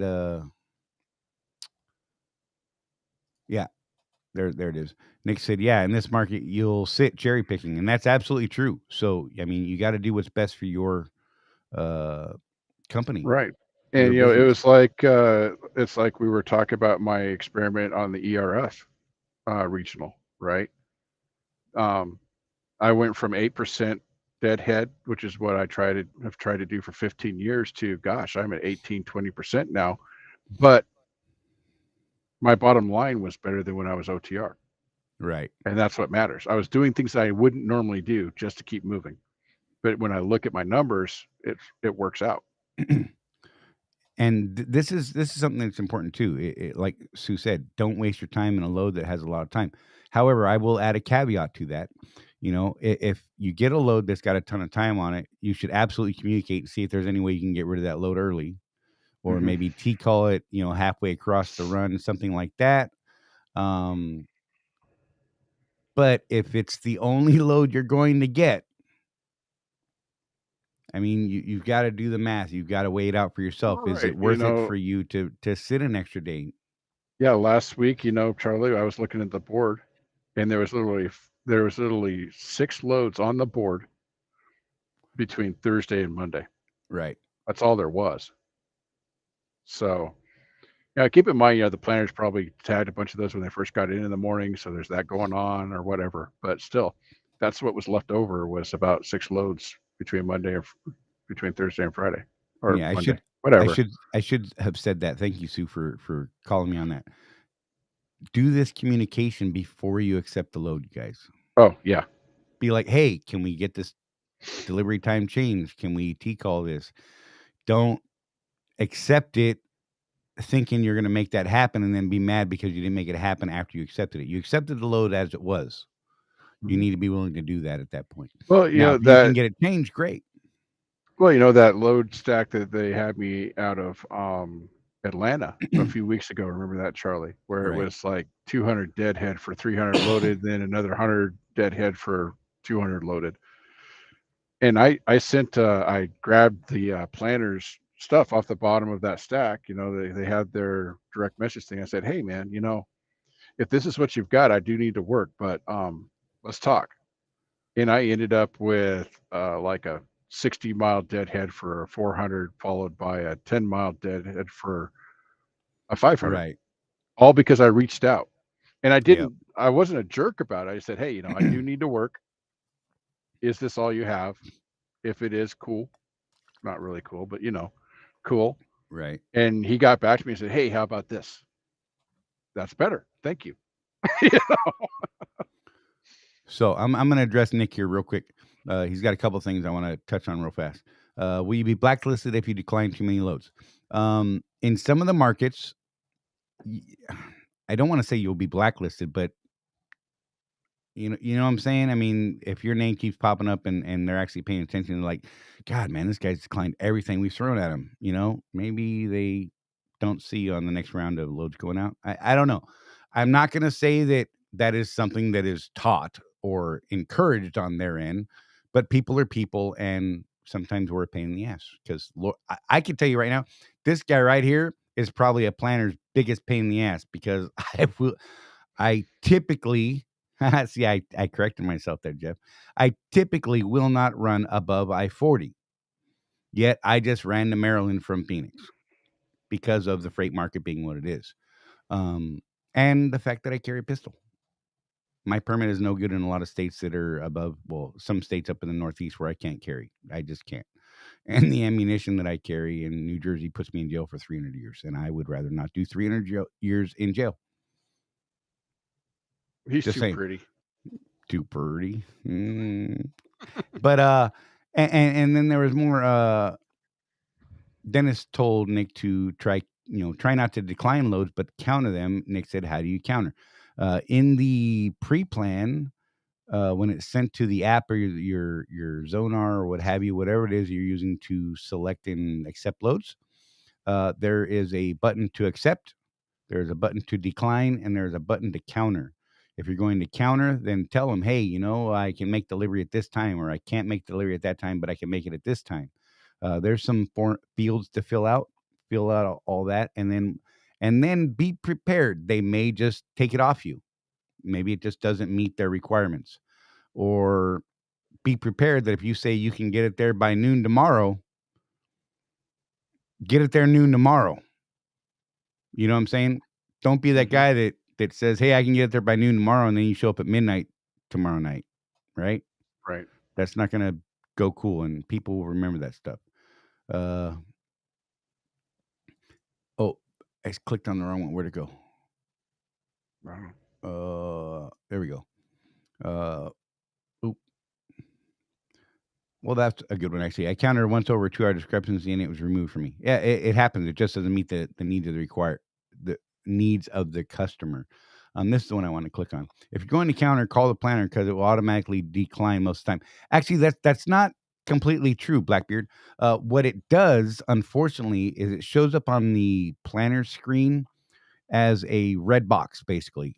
If you don't accept it, it shows up as a red box, which could be declined or it could be countered. But when these guys are planning these loads out first thing in the morning, they don't have a lot of time to go in, and they actually have to click on that load on that little red box, what have you, to see that you actually countered it and then make a decision based off of that. A lot of Hmm. times, if it just doesn't meet the needs of the customer and the computer knows that ahead of time, it will just simply remove it from you and move on. If it doesn't, and you notice that that load is still sitting on you and it hasn't been removed from you, that may be that the planner just hasn't had time to go back and click on that red box because it still looks like a decline. And even then, that planner may just simply move on and send it to someone else. So yeah, call the planners, message them. Although, yeah, with Blackbeard's comment though, oftentimes when I do reach out to the planners, they'll say, "Oh, yeah, it's really a drop anytime you get it there. It's already late. Just accept it and do a macro 22 when you pick it up." Right. Okay. Right. And like Sue Don't said, don't assume that that's the case, right. but oftentimes I'm saying that that's what they tell me. Reach out and communicate. Sue Smith, people are people. Planners know trucks that are pain. A Yeah, thing. for real. And those that try to help are reliable, which are you. Network. Exactly. Mhm. Look, most people know that when I'm running and I have that geographical area that I'm willing to work in, I will pull whatever the hell they throw at me in that geographical area because I know that I'm already being a pain in the ass saying that I'm only going to run below I-40. Mhm. And that's just real. But in a market like we have right now, like I said, I was afraid that I wasn't going to get a load. I was going to sit in Phoenix all weekend. So I took the Maryland load, and I probably shouldn't have, but I did. Yeah. And I deadheaded home 860 some odd miles, or 890 some odd miles to get to Florida today or yesterday. So I mean that's just a thing. Taylor said, I may have a good question here for anyone who is thinking of becoming an owner-operator with Swift or even outside of Swift. What kind of experience do I need to become an OO? I'm close to qualifying. Hey, Taylor, why do you want to be a contractor? It's the first thing Jeff and I are both going to ask you. Why Yep. do you want to be a contractor? Can't even talk to you until you answer that question. How's that? You could type it in, or if you'd like to, we've got a couple minutes. You could call in real quick. That phone number Yeah. scrolling across the bottom of the screen. We will talk to you one-on-one right now. And It'll just be you, me, and Jeff, and our millions of viewers. the reason why that's the first and most important question is if you don't have a good why, what are you going to be willing to do to stay in business? You Right. know, it doesn't matter what your why is, by the way. Some people have whys that I think, wow, I never thought of that. And then others, I'm like, wow, I never thought of that. Right. Right. My why But, was terrible, but it was a why. I did not want to clean out my truck every week or every 3 weeks when I came home. I used to run 21 days out, 7 days off. Policy changed that I could not take my truck home any longer because I was more than 100 miles from the terminal and I was taking more than 3 days off. So I had to clean my truck out and make it available to anyone who might need it at the time. And I may or may not have a truck when I came back in 7 days. Mhm. Jeff, his why was awesome. He wanted to run a company. He wanted to start a company and actually play the game, as we call it. Yep. I like the game. You know, there are many whys. So like Sue answered that question more directly, and I don't want you to think that we were not answering that question. It's just, there's the actual qualifications. Right. That's fine. But then there's the actual getting into, are you going to be successful or not? And that's more what we're into. And we'll guide you through all that. Once you become a contractor, join the group, get involved, and any help you need, we're there. Except Taylor, that money, is we an don't give out money. admirable why. To support my family better, to put us in a better place in life.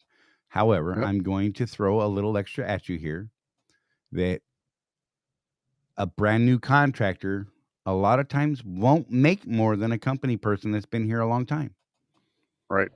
That's just reality. It takes a while to learn the ins and outs and how to save the money, and that's what Jeff and I do. Is we try to help people learn from the thousands and thousands and billions of dollars of mistakes that we've made and learned from.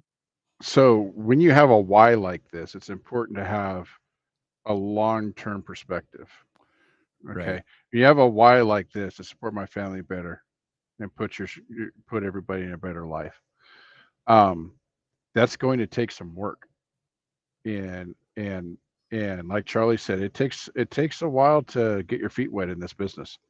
A lot of the people that don't do so well, they literally they lease a truck and they drive it exactly the way they drove their company truck.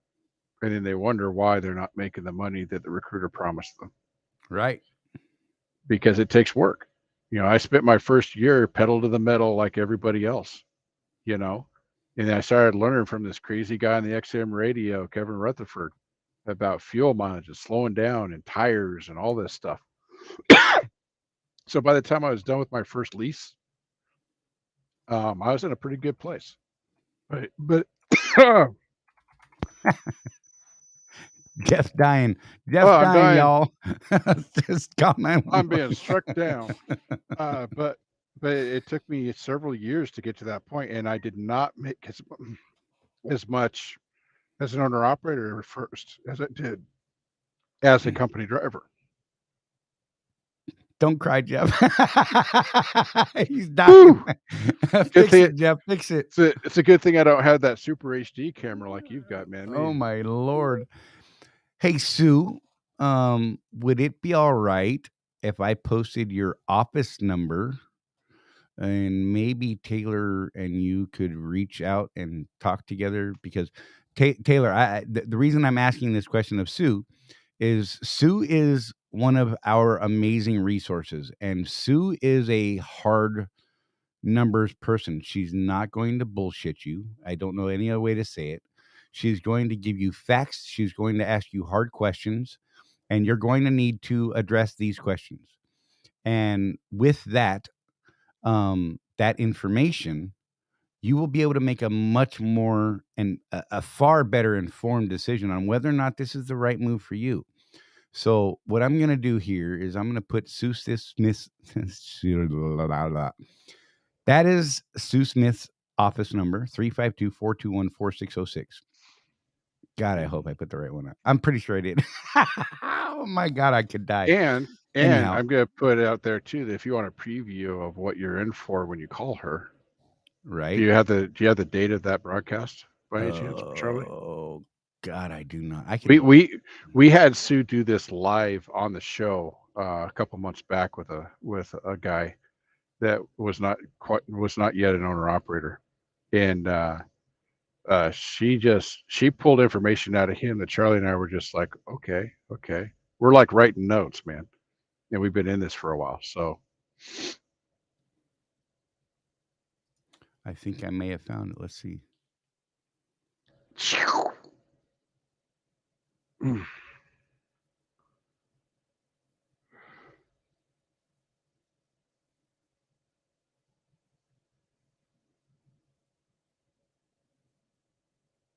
No, that's not the one. Dang it. Sorry. Sorry. Bad video here. So yeah. Yeah. We were just talking about that earlier, by the way. That's another thing Charlie and I were talking about 2-3 days ago. So 55 miles an hour, if you can afford it, maybe. It's going to depend on where your mechanical advantage ends, going slower. Charlie found out with his new truck, what is it, 58, 59, something like that. That 60 is a magic number for me, honestly. 60 is your magic number. And well, okay, I live on the cruise control. Mm-hmm.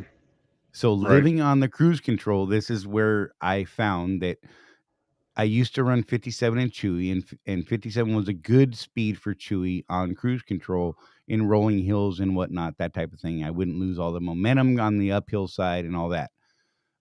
In the new truck, living on cruise control, 60 miles an hour, 57 was actually hurting my fuel mileage while living on the cruise control, not driving the truck with my foot, because I'm becoming lazy. Look, I'm being real here. I could probably do much better if I learned the truck better and actually drove with my foot far more, but I don't want to. Mm-hmm. I just don't right now. So 60 miles an hour in my new 23 Freightliner does better fuel miles than I did at 57. And that was running the Southeast region. So, yeah. Sue said, it's been a while. Are we ready for another one? We could do oh, that was the wrong one. What the hell? What's she noping us about now? Right. She was answering something else. It's been a while. Are you ready for round 2? We could probably absolutely do that in the next couple of weeks. So we probably should. So yeah, Taylor. Oh, Taylor said that. Oh, see, so Taylor knows about that video, Jeff. Okay, I love cool. those videos where you bring Sue on to ask these questions to new becoming owner ops. Yeah, those are great. So I mean, you already know what we're talking about. So be ready for that conversation. And you said you've spoken to Sue before, so maybe it's time to revisit that. And yeah, Taylor, if you want to reach out to me on the Facebooks, Charley Mahon or Jeffrey Morton, excuse me.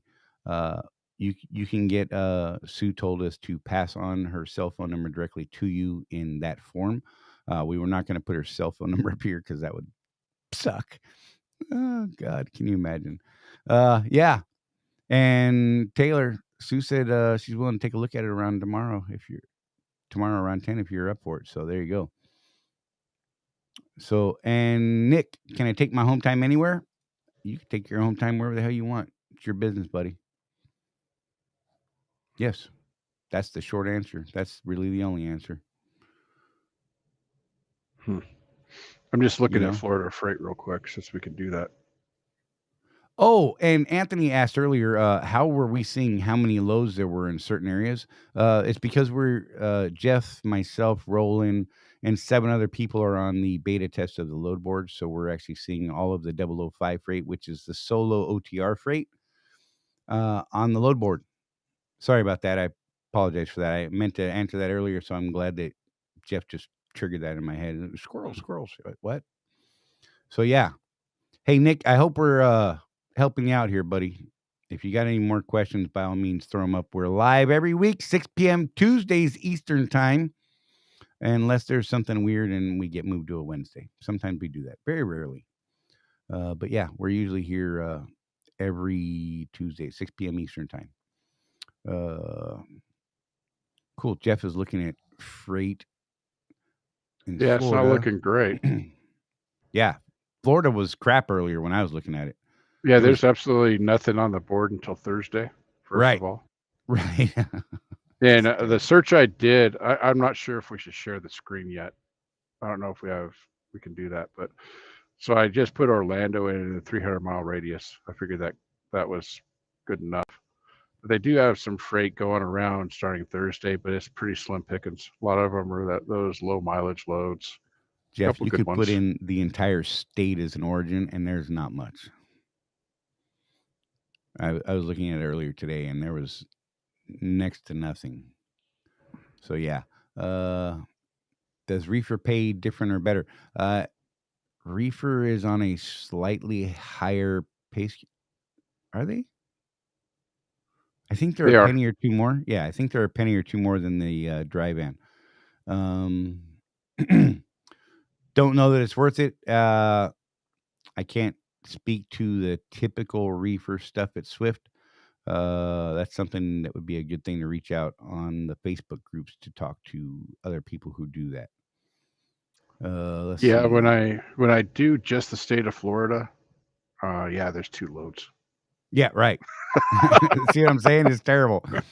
And again, keep in mind that is solo 005 OTR freight. Jeff, Oh, any hiccups with the load board yet? yeah, there are. Right Just a now couple though, right now.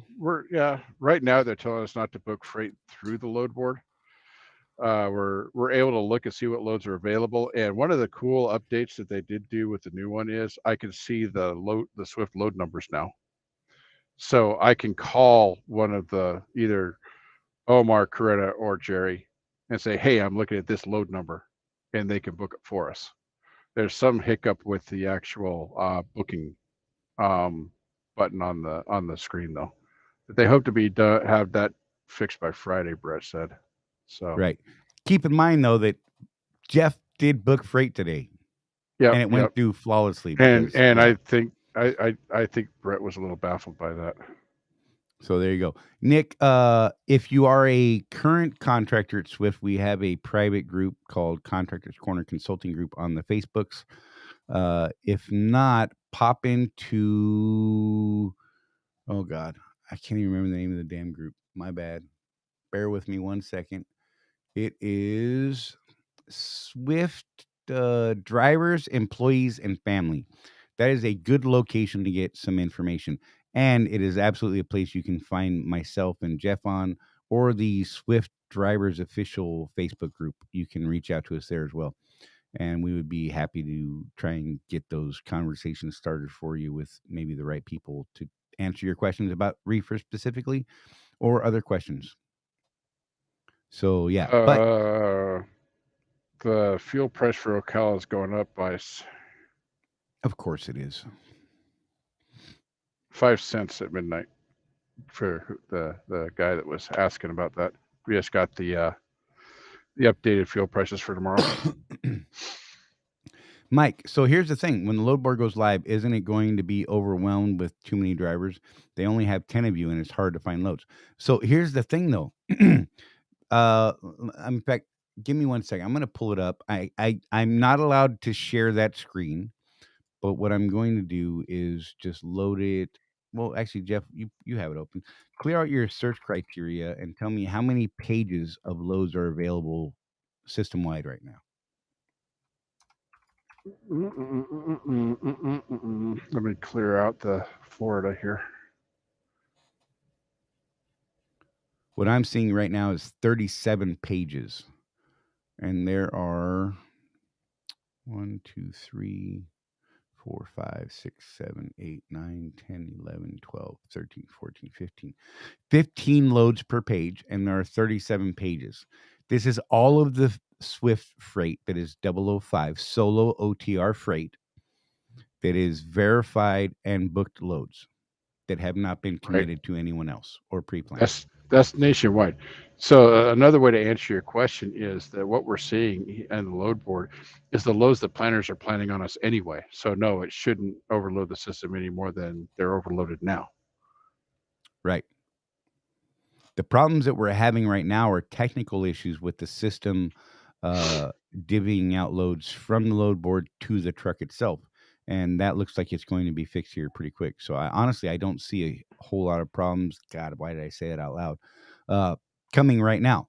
So no, it's absolutely scalable. And what they're going to do is bring in, like 100 at a time and just roll it out that way rather than opening the floodgate and just bam. They want to stress test it in steps, and that's what they're going to do.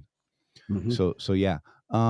Taylor King, join the Facebook group just to get in contact with one of you, Charlie or Jeff.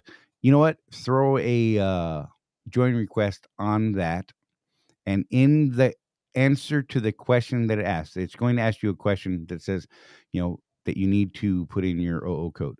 Do me a favor, type in that answer saying, "Hey, just shoot me a PM, just trying to reach out." How's that? Mm-hmm. And then Jeff and I will try and grab your name and reach out through PM that way. And then we'll remove your request. Cool. All right.